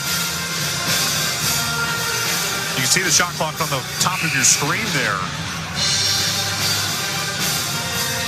It looked like from that vantage point that buzzer sounded before it goes out of bounds. To me, that's a shot clock violation. Right. Because, yes, I don't care who tipped it or knocked it out. It did not hit the rim. That's what they're trying to look at right now to see if let's take a look at it. Let's see if it did hit the rim. I don't think it did, so the clock would have gone off.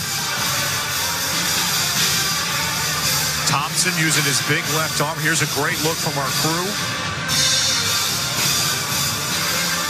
Also, Corsall catches the ball. He doesn't land out of bounds. The buzzer is definitely sounded by that point.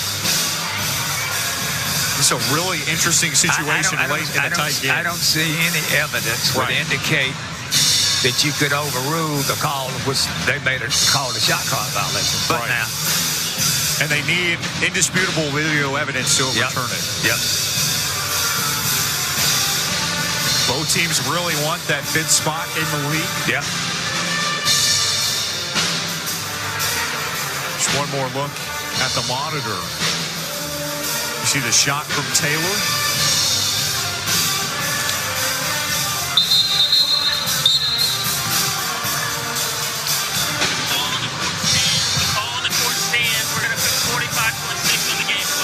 Call on the floor stands. There's 45.6 on the game clock, according to our officials. And they say, okay, there's the key word. The officials relay that it hit the rim. So that resets the shot clock time. Yeah. And it goes out of bounds off of HBU. So McNeese with a critical throw-in with 45.6.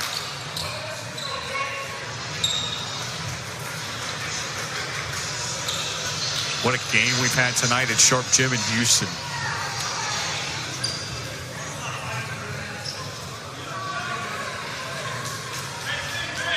Miles Lewis to throw it in when we get the court toweled out.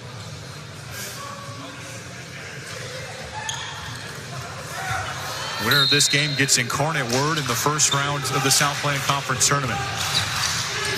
On a bounce to Taylor. Fresh shot clock. 13 seconds to shoot for Scott.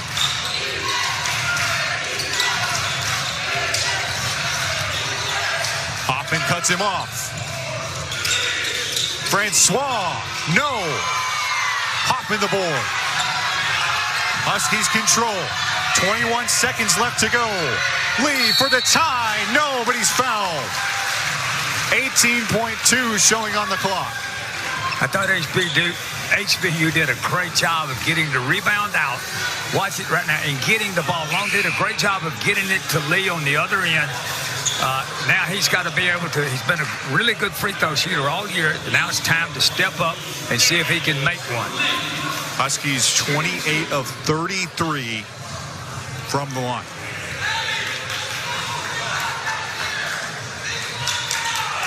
They've drained 83 of their last 98 shots over their last 4 games.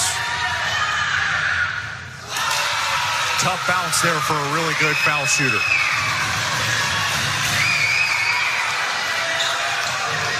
.79% on the year. 9 of 13 at the line tonight. Coach Cottrell will take a timeout. I think right now you got to make this. Now you still got time to pressure. Make the free throw. Double the ball really quick, like take a foul, and then you still can hit a 3 ball to tie this game at the end of the game. You got to think as a player and as a coach, this game is not over with. Senior night, the last Southland Conference regular season game. What a way to end the year. Boy, at this rate, fans aren't going to want to wait until November to get back in here and see hoops. We've seen some great basketball over the last several weeks with both the men and women's programs at HBU. Right back to the task at hand. Darius Lee has to make this foul shot. Yes. McNeese fighting to end their 5-game losing streak. Give them a ton of credit. They've washed away almost a double-digit halftime deficit. Played really well in overtime. Lee makes it 100 for HBU. Huskies likely will look to steal the inbound.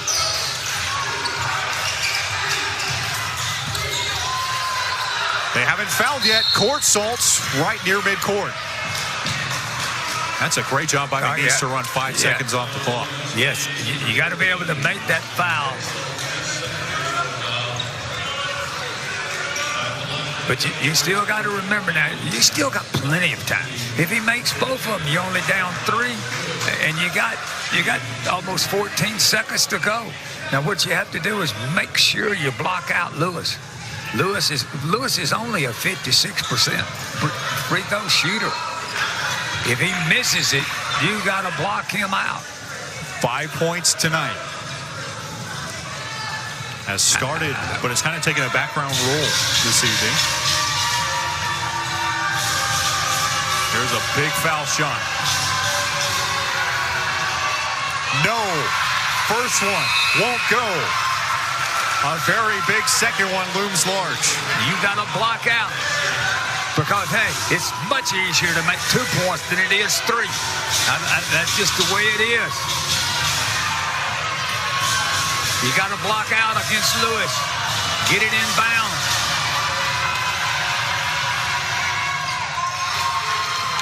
Tough second free throw made. Huskies can tie or take the lead on this possession. Court Salt with 10. Into the front court, and Ron Cottrell burns his second timeout. 1 left for the Huskies. Good timeout. Why do you want to? A lot of coaches like to let them roll and go in there, but when you do that, you don't never know who's going to get the shot. I want to take the timeout. You said the defense gets to set up. I don't care what they do. I'm going to get it in bounds and get a quality look. I'm going to throw up a play, the best play I got from sideline out of bounds. I'm not necessarily going for the 3 ball. I'm going to go for the second overtime. Eerily similar to the situation on Wednesday night. The Huskies got a stop on the defensive end. Had the basketball with 20 seconds left in the game. Darius Lee went into the front court. HBU decided to play it out. They had the timeout, decided not to take it. And in the end, they couldn't get a shot off, I should say, and ended up dropping their 17th game of the season. The first thing they got to do here is get the ball inbound. You can't be worried about scoring off of an out-of-bounds play. You got to set it up, run a ball screen away, get Corset inbounds, get him the ball. I would try to do this. I would try to see if I could get him to. I'd spread the floor, see if I could penetrate, and get him a shot. If I couldn't, I'd kick it out to somebody. Think about close games this year for HBU. They've won a 3-point game against Incarnate Word, a 6-point game against A&M Corpus, but close losses. They fell to Southeastern Louisiana by 5. This very same McNeese team by just 3. And they lost on Wednesday night by a single point. This is one they absolutely don't want to let get away. When you think about McNeese, these guys have poured out their hearts tonight in the regular season final. But both teams have. This has just been a great game. This is one of those games you just really hate to see somebody lose. 10.6 left to work with for the Huskies. And the McNeese bench is charged up. The referees bringing them back down to their feet. Corsalt to throw it in. Looped into Sam Hoffman. 8 to go. Lee in the corner. 5 to shoot. Darius with 3. They have to go. Lee, tough shot in. Darius Lee beats the buzzer. We are tied at 102. What a shot, Lee. What a play by Lee. Now we're going to go to the monitor once again. And the game is, let's go to overtime. We over-monitor. You know how I feel about that. Look at it right now. You penetrate to the basket. How about 30 points for Darius Lee? Yeah. His 3rd career 30-point effort, 2nd this season. Career-high 32 points back on February 3rd against Northwestern State in a losing effort. I thought the clock was going to run out. Well, the only thing we know for sure, we're level at 102. Yeah. We're getting the exact time, 0.5 seconds on the clock. So, really time for a lob play. Length of the floor for McNeese. That's about it. Get everybody in the back. Get everybody back so they can't throw it the length of the court. Looks like we're going to our second overtime. 102. Never know the way this thing is turned out tonight. You don't never know. One last look at the ice in Darius Lee's veins. How about that? Just perfectly placed off the window. Oh, yeah. He's got a wonderful scoring touch. This is one thing. We got an exciting game going on, and I'm real worried about who's standing up. I know that the supervisor would like to really wring my neck right now, but I just don't see it. These are kids. These are coaches. I just don't see it now. Taylor to throw it in. Shoemate loses it. Oh, Bryson Long hit a link to the floor shot. The buzzer had sounded, but man, what a shot by Long. No, the HBU wants to take a look at it. That one was well after the shot, but I think the miracle here is just that Bryson Long made that shot. The football players over here better sit down there. You don't want to get a technical. Right. Wow, what a shot by Bryson Long. The referee's heading on over. Here's Shoemate losing it.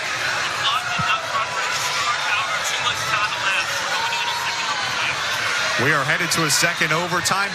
So the issue there was that the clock didn't start. Yeah, our football team over here from HBU, they thought that the clock didn't start. Common sense says in a half a second to go, they couldn't throw it, touch it, and then kick it back in bounds.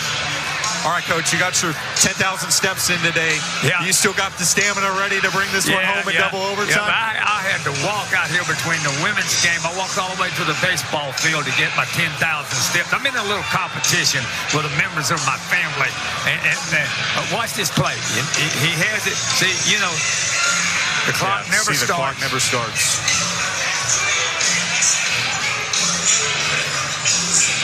But I'm going to say this. I think this overtime favors HBU. You're at home. You come back in a miracle. And so I think right now, what a game. What a basketball game. This is a shame. Either team has to lose. How about 5 more minutes of free basketball from Sharp Gym in Houston? Yeah. It's a miracle that both these two teams have until Wednesday to rest and refresh for the conference tournament. Yes, and right now, you can't be tired. You're 20, 21 years old. You got to play.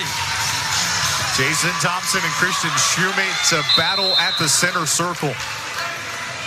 Second overtime from Sharp Gym. It'll be McNeese basketball. How about that first OT, though? HBU built up as much as a 5-point lead. McNeese roars back on a 7-0 run to take the lead. And then the Huskies, with very late heroics, end up sending the game to a second session. Both teams played their hearts out in that frame. Right now, HBU's got to find the answer to Inglis. He's taking this ball screen and driving to the basket. Career-high 17 for him. Lewis, no foul. Both teams in the double bonus, so free throws coming. Now this foul out of the game.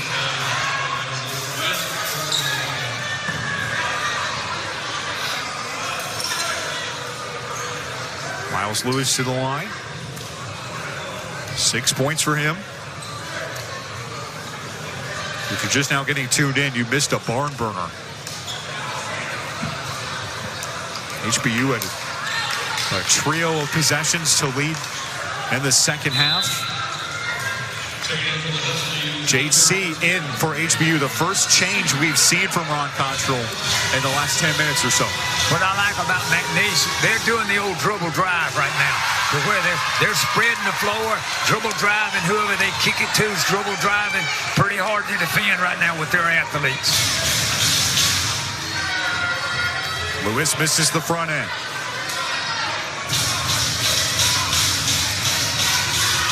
Got to block out. Thompson, you hadn't played a lot. Step across. 1 for 2. McNeese has had some costly misses down the stretch.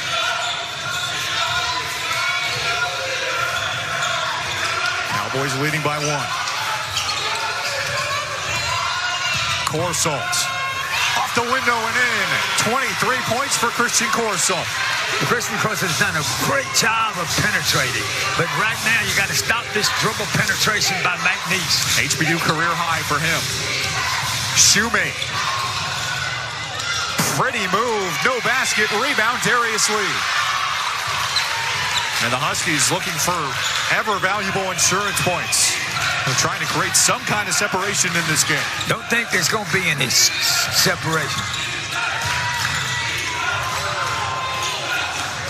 Corsalt. Foul. Free throws coming.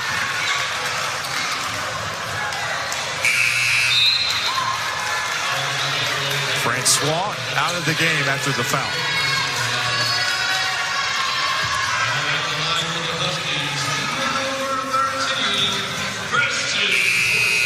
A very good free throw shooter going to the line for HBU. Jonathan Massey sent to check in for McNeese.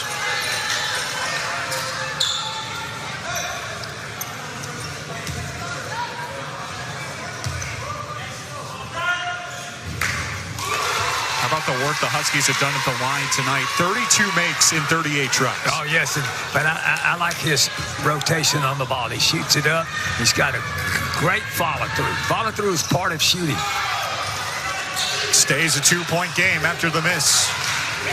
How about 18 lead changes in this game? 18 times we've been tied.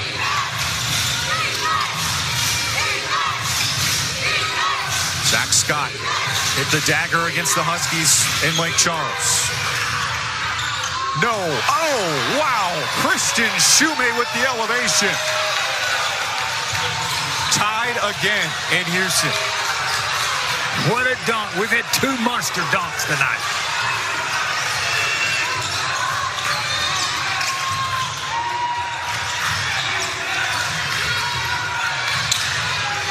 Nearly lost it. 10 to shoot for Bryson Long. Lee. Thompson lost it. Stolen by English. McNeese on the break. Warren foul. If you're HBU, that could have been a lot worse out there on the run out. Yes. What a job by Warren, though, to draw the contact for the Cowboys. Here's one more look. Yeah. Great penetration. I'll say one thing for the refs. They called that immediately. They called 2 shots right off the bat. He said he was gathering the ball. Timeout prior to the miss. Referee's checking in at the scores table. Tristan Moore into the game for HBU. Has played just 4 minutes tonight. This is a game where everybody on the bench has to be ready to jump in. That's a tough call right there. He missed the free throw. They blew the horn because I think C had 5 fouls. Now he's going to make it. Yeah, Coach Cottrell does not like the call. One more for Colin Warren. McNeese by 2. 19th lead change of the night. Coach Cottrell talks all the time about how Sharp Gym is such an awesome place to watch a collegiate basketball game. These folks are really getting their money's worth tonight.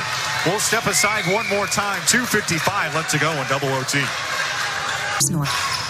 Back in overtime, Christian Corsalt right off the rip just missed inside. McNeese with the basketball, 2.5 left to go. Trey English, the true freshman, was 17 tonight. Huskies fighting to stay with them. 8 to shoot. Massey with the jam. McNeese by 4.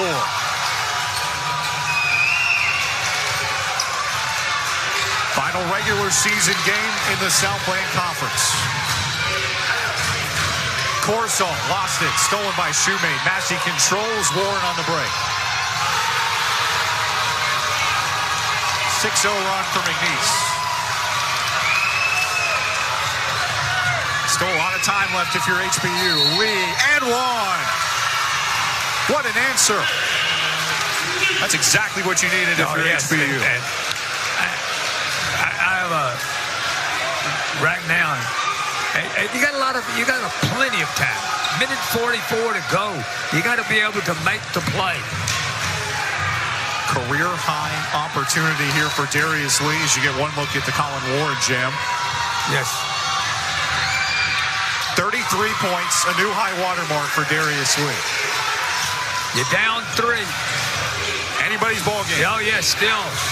It's really been that way the whole way tonight. Yeah, you got to be able to find a stop right here. 90 seconds and counting from historic Sharp Gym. I think it hurt HBU that they've had 3 key players to foul out. I thought Torta fouled out with 4 minutes to go in regulation. It was a key play. 6 to shoot. Scott. Rebounds. Foul. HBU basketball. Christian Shoemate is irate. Free throws on the other end.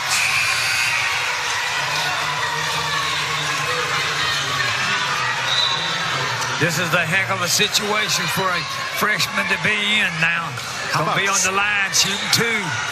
How about Tristan Moore as you get one look here? You mentioned it, Coach, a true freshman, 6'7", 195. Yes. Did a nice job of rebounding the basketball. How about the matchup there? That's fascinating. Shoemate 6'7", 194. Yep. Those 2 guys are listed as within a pound in the same height of each other. Yeah, now you got to be able to make free throws. And now don't get desperate. If you make both free throws, you're only down 1. You got 3 more possessions in this game. Moore, very good foul shooter, 81% on the year. Got ice water in those veins. You see him step up, game's close, and nothing but net. Opportunity to make a 1-point game here. McNeese is led by 6 in this second overtime.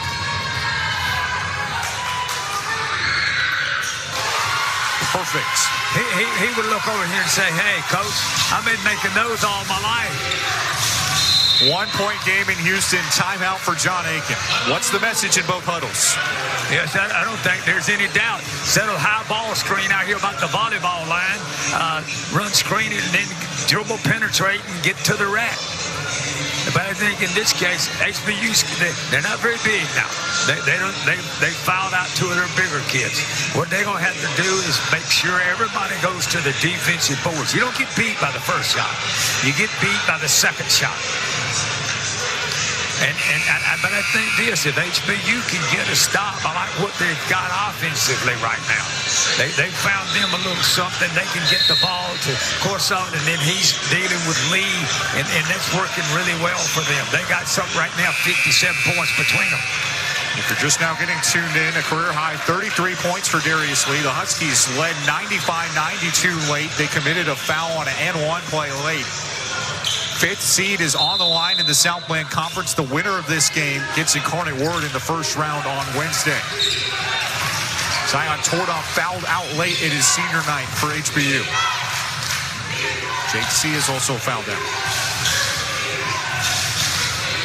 Great party is 4. Zach Scott, under a minute left to play. Moore goes for the steal. 7 to shoot. Scott in. Turned away. Foul called on Jason Thompson. Zach Scott ran the shot clock all the way down. Then HBU went for the ball fake. They should have just stayed down and made him make an outstanding shot outside. Zach Scott goes to the stripe. The foul goes on Corsall. That's his 3rd. got 90% at the line.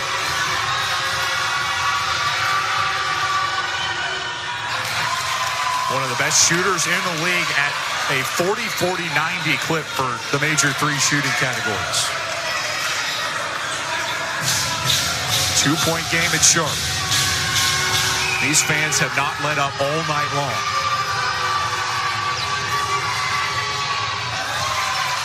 Cold-blooded. 3-point game. You don't have to have a three. You got 46 seconds. Dribble, penetrate to the basket, and then put the press on. Corsalt into lead. Darius off the glass and in. I like that play. 35 points for Lee. It's a 1-point game with 30 seconds left. Timeout called by... Oh, wait, beg your we pardon. got a shot clock. Shot clock error. Yeah. There's one more look at the last Huskies play. Darius Lee. Great play. Do ball screen outside and then get the ball inside the lead. Darius is having an unbelievable night. 11 baskets made in 23 tries. Now, because you're going to have to decide, I think there's about 5 or 6 seconds difference between the shot clock. What a real treat we've had in the final regular season game for both of these schools.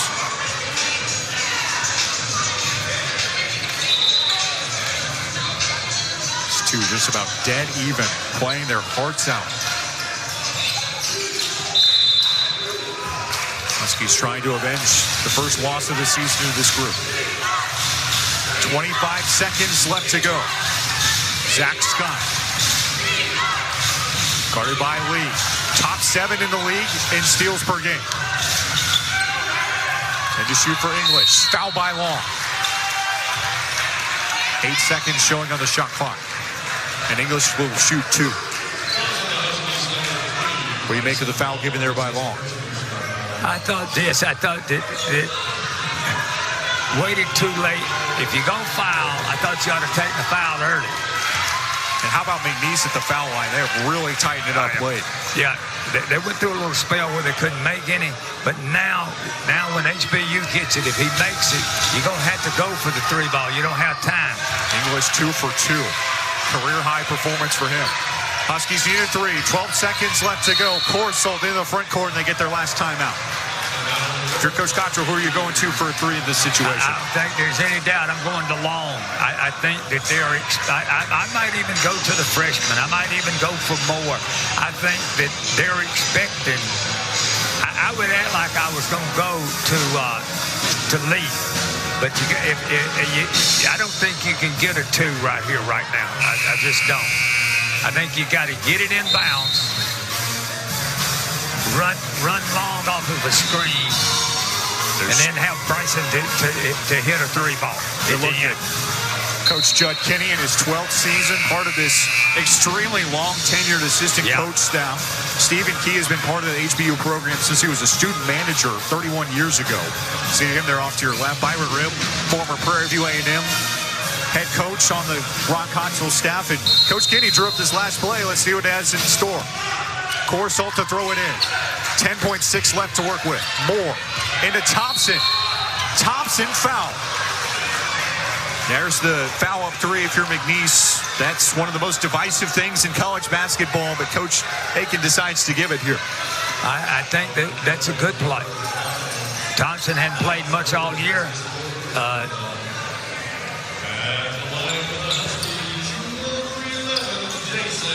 First game since January 27th for Thompson. He's given Ron Cottrell 20 solid minutes tonight off the bench.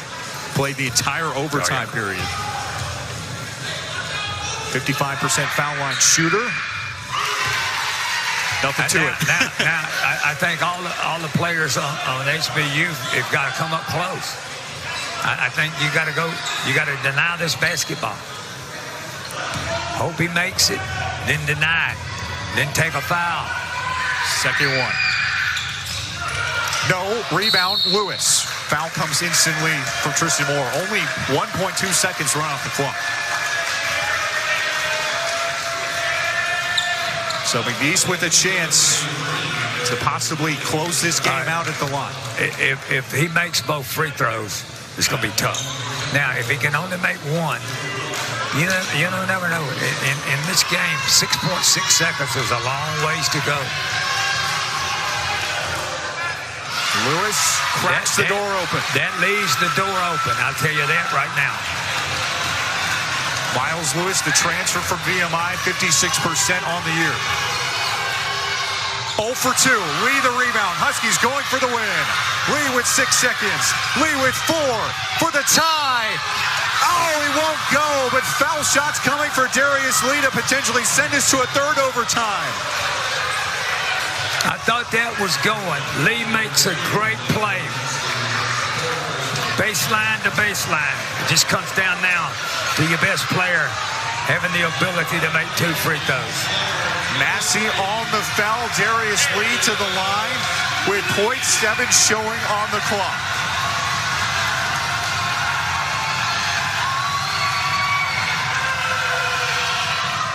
Got it. Career high 36 points for Darius Lee tonight. I thought the ball was going in. Big time free throw to send it to 3 overtime. Clutch. 0.7 on the clock for McNeese. You got enough time for a catch and shoot. That's a violation. He can't do that. Massey to throw in. Scott fumbles it. Triple overtime in Houston. The guy out of bounds with the ball, threw the ball inbounds to let him throw it. That's the violation. I saw what you saw. Yeah. It looked like everybody missed it. Yeah. The guy out of bounds threw the ball inbounds to let he stepped out of bounds. Okay, 3 overtimes it is. We're at 1:15. How you doing over there, Coach? I'm good, buddy. When you've been doing these 10,000 steps like I am, I'm ready for this game. Coach Chancellor is ready for a third overtime. We'll step aside, be right back with you. 3 overtimes in Houston. Can I ask you a question as a former coach? Who's up for 5 more minutes from Houston? Garrett Jones and Van Chancellor here with you for a third extra session. It's senior night. It's the final regular season game of the year in the conference and for both of these schools. And it has been a doozy. HBU had a chance to take it in the end of regulation. McNeese has had 2 chances to finish this game at the foul line in both first and second overtime. They couldn't deliver at the line, and Darius Lee has come up big time and again for HBU. Third overtime. Into Darius Lee. I like getting the ball in overtime. I don't know why. You know the little play where they posted up Darius Lee without the ball? Lee rolls it in. Career high 39 points for Darius Lee. You remember that play I called with him driving to the basket? What a play. What a player. 2-point lead for the Huskies. They trail by as many as 5 in overtime. English. Lost it. Husky fans wanted to travel. Scott to tie. And 1. Miles Lewis. How about that? That might be displaying the fatigue that these players are dealing with right now. Yeah, right now, Coach Ron's done one heck of a job of coaching. His three of his biggest players are out, and he's doing it with a small lineup. It's hard to get an defensive rebound right now. Lewis, the 3-point play. McNeese by 1. 4 minutes left to go in the third overtime. Lee has a 40-point game. 41 for Darius Lee. Run that play every time until they double it. Don't run anything but that play. Darius Lee is encroaching on HBU history. The most points in a single game for this program is 53. He'd have to have about 2 more overtimes. Still incredible to see him get to 40. Scott in. Tough layup, no. Rebound, Darius. Long slows it down. Moore wisely slows it down for the Huskies. Lee on the block. Popping in. Darius Lee taking over in triple overtime. 3 minutes left to go. The Huskies lead by that advantage. Trey English, the true freshman.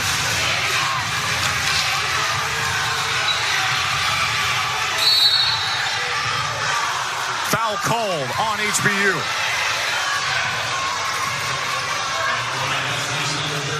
Christian Corsalt called for the personal. That's the 4th foul. They just can't afford to lose him now. Right, when you look at the foul trouble for HBU.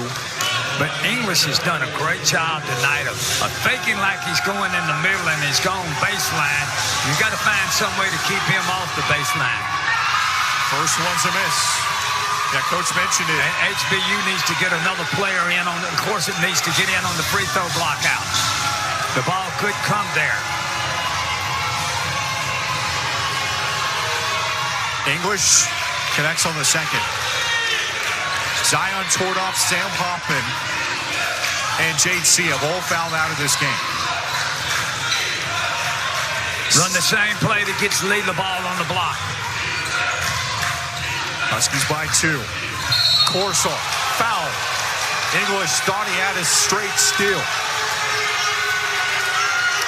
I thought maybe HBU might have got a break there, Garrett. I thought that's pretty close to being a pretty good steal in my opinion. So Corsalt back to the line. HBU is 38 of 46 there this evening. Can you believe 121 to 119? 122 to 119. This matches HBU's season high that they scored in regulation against Barclay College. Made 22 threes that night. Jason Thompson back up and in. What a story. First game since January 27th. He's scoring huge baskets in overtime. Huskies by 5, largest lead in the extra sessions. Lewis. Big answer for McNeese. Miles Lewis has been huge in these overtimes. He's got a dozen. I've said it both teams. Every time I thought both teams just had a little break, they just couldn't stop it. Lee with 43 points. Long. Got it. Get back on defense, Long. Gives the foul. Warren with the bucket. No continuation. Long is back there. I hate to say this. He's up there celebrating, and these kids down on the other end shooting the 3 ball. You got to get back.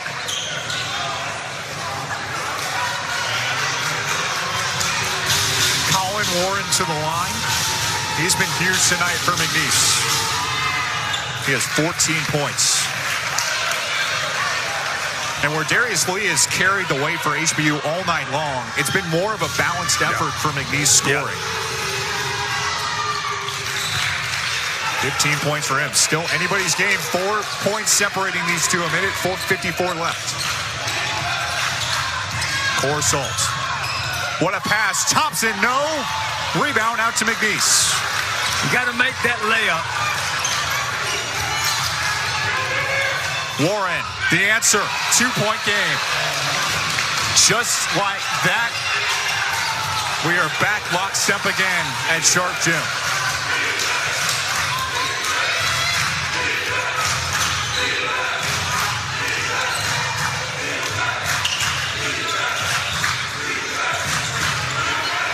Lee.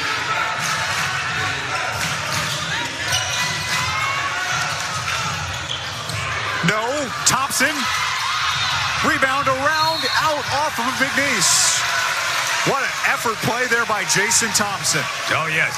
He did it with his left hand. He's done a great job of keeping it alive.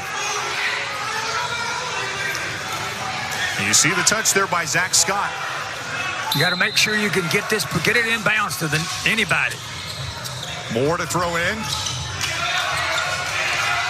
There over 1 minute left in triple overtime. Lee. Jump ball. It goes back with McNeese. I don't see that now. You can't have a jump ball. Watch it now. Lee with the jump stop. Oh, that's not a jump ball. Zach Scott going after the rock. Timeout, John Aiken. 58.4 showing on the clock from Houston.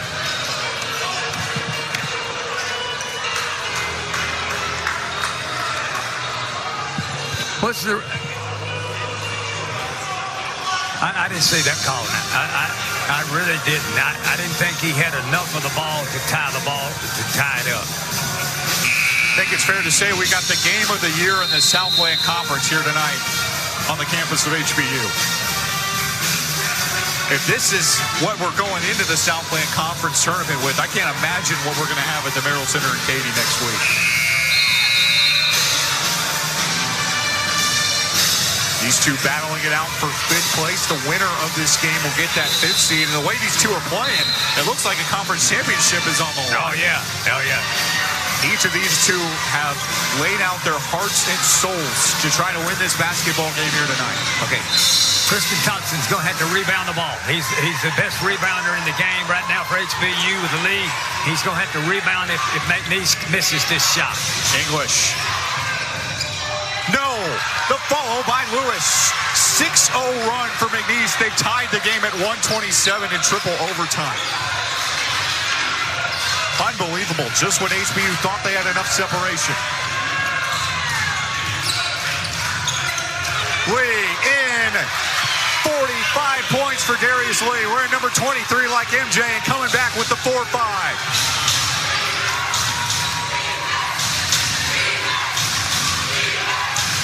Triple overtime in Houston. Scott for the lead. No. Rebound Jason Thompson. McNeese has to foul.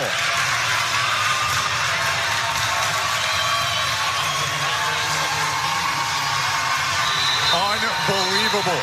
19.4. And a bit of a situation on the other end. Bryson Long warding off Coach Cottrell there from the sideline. These two were exchanging words. Long and McNeese's players were. Yeah, Long has had a little conference. He's had a little problem with them throughout the second half. But Thompson has not played a lot this year, but no bigger free throws than at least making one of these. 1 of 2 tonight. 55% foul shooter. Jason Thompson, such an incredible story. Really has never been healthy, according to Coach Cottrell. Has not played in several games. Didn't play at all in the month of February. Had a procedure done this offseason and has been able to give his team some huge minutes tonight. Off of a bank shot. Great timeout, Coach Ron Cottrell. You're up 4. You got to be able to stop them. You want to play now without fouling. Yeah, that has to be the message from Coach Ron Cottrell. If you weren't with us at the end of regulation, HBU had a chance to win this game late. Yeah. They were up by 3 after a huge Sam Hoffman make, and then on the other end, Sam committed the foul on a three-point play for McNeese to send the game to OT. Because this game is not won. I still tell you, with the three-point shot as explosive as McNeese has been at this time, I'll tell you what they're going to do. They're going to dribble, penetrate, try to draw a foul, make a 2, and then put the press on. No matter how this ends, it's been a thrill to be able to be here with you tonight. Hope it was as entertaining for you on your couch as it was for us to be able to broadcast it. Been major thanks to our guys in the truck for making this happen tonight. They've been awesome all year long as we've transitioned to ESPN+. Still work to do. 18 seconds left. English in. Massey gets the lay-in. Just a 2-point game. Corsall back to Lee. They foul Darius. And Lee, who made the free throws to send us to a third OT, will go to the line with a chance to possibly seal it. 5th foul there on Miles Lewis. You got 2 big-time free throws now. Trevor Passmore into the game for the first time tonight for McNeese in triple overtime. Lee at the line. Oh, 45 points tonight. A tough miss for him. Yes, now that gives McNeese a chance for the 3 ball. You give up penetration. Let them dribble the ball to the basket. No 3. Oh, what a bad bounce. McNeese with a chance to win. Warren, the Houston native, up for Scott for the win. He got it. This is March. Zach Scott beats the buzzer with .6 remaining. Unbelievable.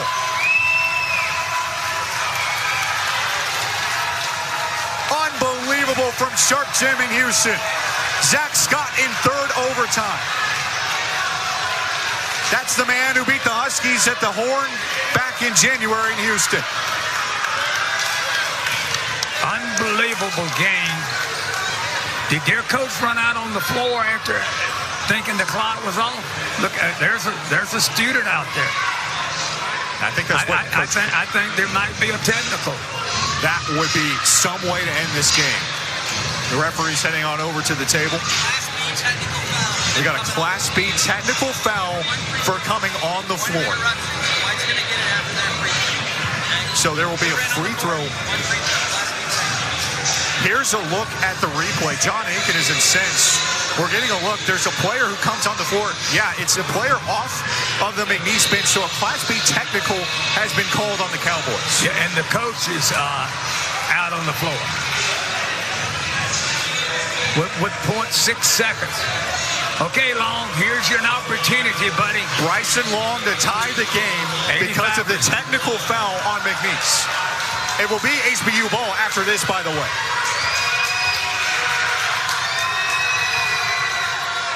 Swish. Huskies with .6 and an opportunity to win the game after all that. And I feel so sorry for Lee after the game. He had 45 points. If he makes 1 free throw, the game's over. All right, so Jason Thompson to throw it in. Otherwise, we're going to a 4th overtime. Game of the year. Baseball pass in, stolen by Warren. Let's keep this thing going, shall we? 4 overtimes at Sharp Gym. The last Southland Conference regular season game has been a wild one. We will take a break. 132 all in one of the most bizarre and crazy basketball games you've ever seen in your life. Well, okay then. A 4th overtime here in Houston. Garrett Jones and Van Chancellor on hand. What an unbelievable game that we've had tonight. We were tied at 95 at the end of regulation. The 3rd overtime was the wildest. HBU had a chance to cinch the game. They had a 6-point lead in that frame. Darius Lee had 2 foul shots and missed them both off of a horrendous bounce on the rim. Zach Scott came to the other end and hit the 3 with .6 seconds left. There was a Class B technical for a McNeese player for running out on the bench to celebrate early. That's how we're in a 4th overtime. I've never seen a game. I've never seen that happen. I've never seen somebody run on the floor and get a technical foul. First 4 overtime game in the history of Sharp Gym. Game of the year. Corsel foul. And of course, if you're just now getting tuned in, both teams in the double bonus. So it's free throws from here on out. Been in the double bonus. Christian Corsalt to the line has played the entirety of overtime. Career high 25 points for the transfer from Nevada. McNeese has had 2 opportunities to win. HBU's had a couple. Now we're in their overtime, and I think right now maybe the legs are beginning to take a part. That's what happens on your free throw. 133-132. Corsalt and his teammate Darius Lee have combined for 71 points for HBU. Last regular season game in the Southland Conference. 5th place is on the line, but they're playing like a championship is at stake. Massey traveled. HBU basketball. Good call. I thought he traveled all the way. And now if you're Huskies, do you think about running the shot clock down as far as you can to try to control the game? Too much time left. You 1 minute to go. I think you've got to come down and run the play to where you go away from Lee and then post him up. Darius Lee with a career-high 45 points. Nearly lost it. 10 to shoot for Corsel. KC for 3. No. Rebound, Tristan Moore. Up and in. The true freshman scoring big buckets in quadruple overtime. Moore's come into this game and he's played like he's belonged. Zach Scott hit the big 3 to what he thought would seal the game for the second time this year against HBU. English. What a tough shot. McNeese back within 1. Trey English, the true freshman, with 23 points.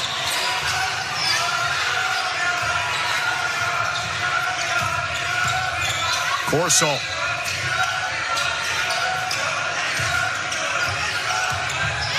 Scott guarding Lee. No, Darius, the tip, yes! 47 points for Darius Lee.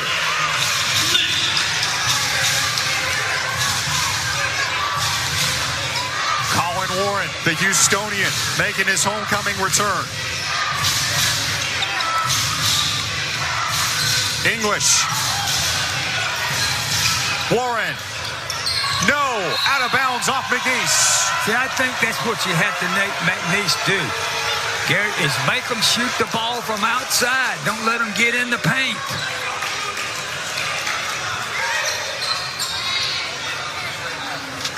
HBU ball. They led by 6 in the third overtime. McNeese led by 6 in the second.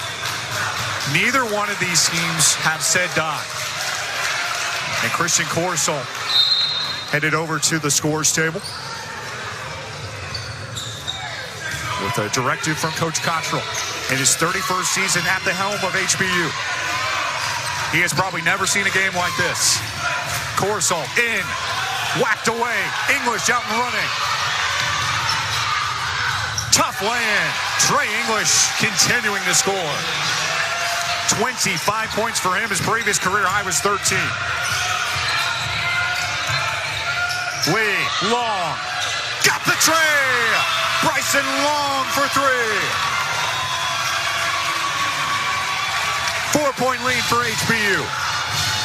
English and 1. Are you kidding? Trey English, a man possessed.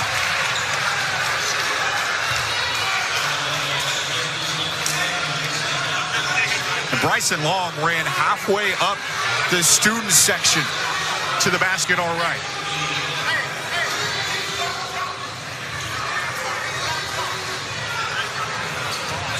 Trey English to the line, trying to make it a 1-point game.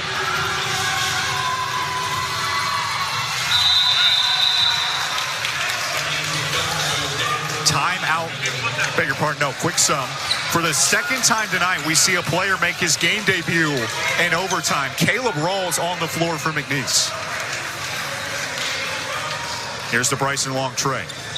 If they're making a 3, though, HBU has had trouble keeping the McNeese out of the paint. Right. They got to make them shoot some 3 balls.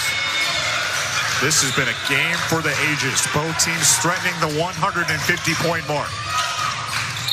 Lee fouled from behind. They get Warren.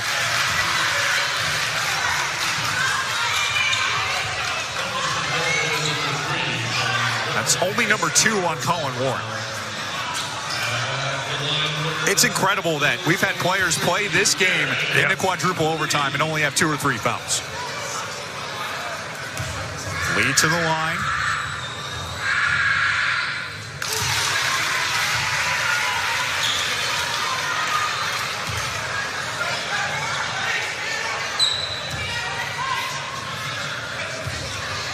Six players available for McNeese right now. Both teams have had players foul out. Lee showing a bit of fatigue. Yeah. This is the foul shot. Yeah, that's 3 out of 4, and that's what usually goes down when your legs get. He's just played so many minutes. 2-point game in Houston. Under 2 left to go in quadruple overtime. Nothing has been a sure thing tonight at Sharp Gym.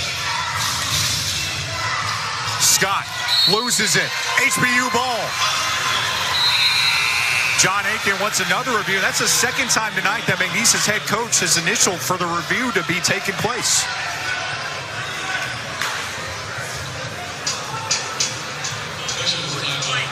Call the floors to HBU basketball. No matter what happens now, you have to give our officials a ton of credit. Yeah. Nobody signs up for the job thinking that you're going to referee a 4 overtime game. Yeah, Henry Howard, Jason Barth, and Steven Chiar done a great job. Yes, and I think you're going to take a look at it, and if it's HBU's ball, they've got to still come back down and get the ball inside the league like they've been doing. Yeah, here's one more look. Scott lost the handle. Darius Lee initially points back his own way. You can see he's the Husky in question as to whether it went off of his right hand. This is why I'm glad I'm not a referee. I'm deciding games. White's ball. It's with HBU. Coach, you coached the Houston Comets to incredible titles over your time span. LSU, Ole Miss in the past. Have you ever seen a game like this? I played Tennessee at Notre Dame in 3 overtimes and got beat 2 points. So I know what it's like. You know what's at stake tonight for John Aiken and Ron Cottrell. That's why we like to have a Hall of Famer in the stable. Darius Lee to throw it in. Lee, the Huskies, 6'6" forward, 48 points tonight. He can handle the basketball to boot. Not only has he scored, rebounded, he's had to handle the ball. Third double-double of the night. He loses it in there. Stolen by Passmore. Warren for the tie. We are level at 141.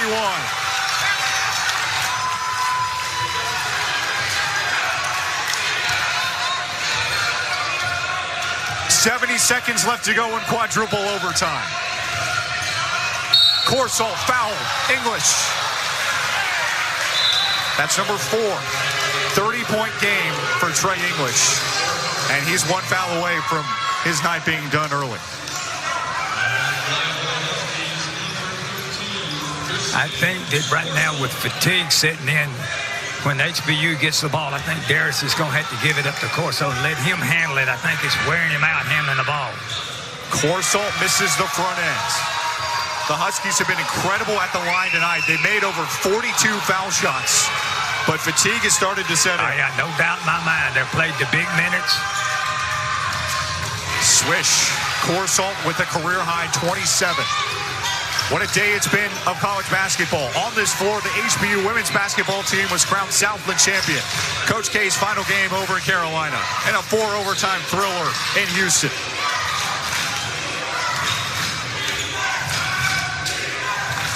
English with 8 to shoot. Tipped away, Corsalt to steal. KC 2-on-1.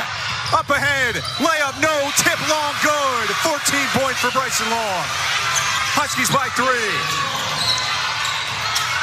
English going after it. Zach Scott hit the game.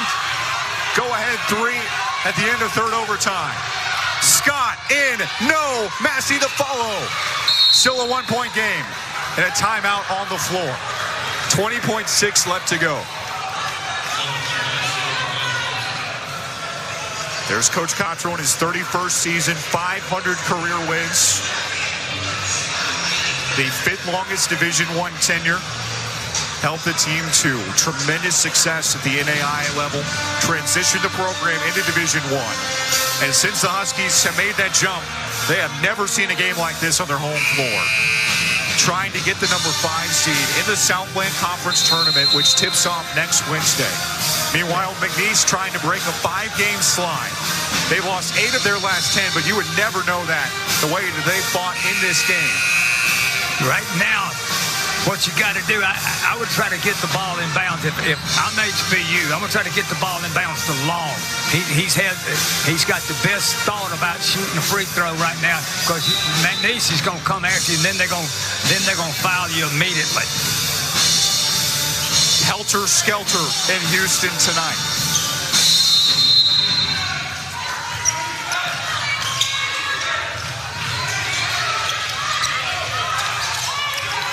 Up ahead, Corsalt, fouled by Massey.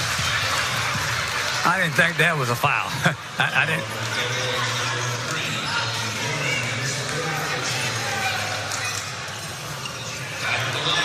Christian Corsalt to the line.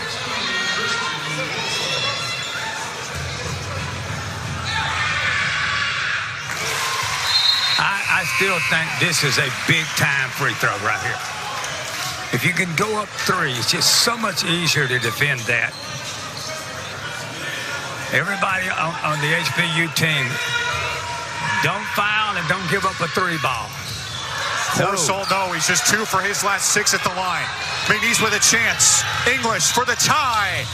No, it won't go in. Rebound, Darius Lee. The Huskies control. And foul shots coming to seal the game for D. Lee. 7.9 showing on the clock. Okay, you can tell what a superstar is made out of. He's missed his last 3 out of his last 4. You've got to, if he makes these 2, you got to feel good about this situation. And what a play by the guy who should be your Southland Conference Defensive Player of the Year. And hey, if I got anybody on the line, including Long, I want this young man right here on the line. 79% on the year. 49 points. A chance for a 50th and a game clincher in the game of the year in the Southland Conference, and maybe the year. Yes. Maybe the entire country. Timeout, John Aiken. Beg pardon by Ron Cottrell.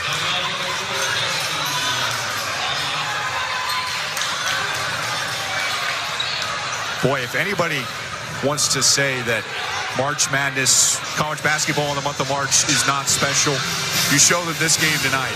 Between 2 teams that came in well below 500. Both teams that were fighting for the bottom half of the table in the Southland Conference, they lay their hearts out tonight. Yeah, one of the hardest things to do in coaching, Garrett, right now, if you're HBU, whether he makes it or misses it, you come out and you defend out here. Let them drive it to the basket. If they get the ball out and drive it to the basket, you're going to win. What you don't want to do is let Scott in the game, let him hit a 3 ball from the center line. And we saw that at the end of regulation when McNeese came down 95-92. HBU fouled late. A 3-point play led to our first OT. Swish. Darius Lee with a 50-point game. Get back. Let him go. More. Fouls Warren. I just don't understand that foul. It's just mind-boggling. Why trying to stop them? Let them go. Especially in this game in which we've seen a sequence of crazy endings at the end of the overtime. Let the play go. Why try to stop them? Colin Warren with some huge foul shots. Returning to Houston, he has 20 points. Played his college basketball at Elkins High School. No game there was bigger than this tonight. Has a chance to make it a 2-point game. Might be an intentional miss situation here, too. That's exactly it. It didn't hit the rim. It will be HBU basketball.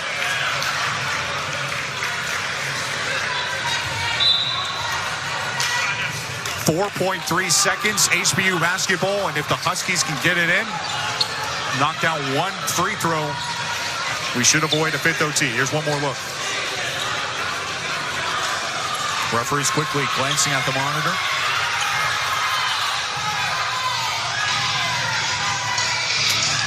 Tristan Moore will throw it in. What a night to remember from Sharpton in Houston. Last regular season game of the year in the conference, senior night here at HBU.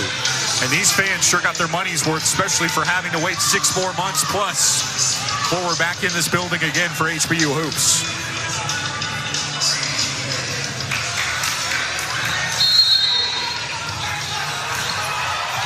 Lee tosses in.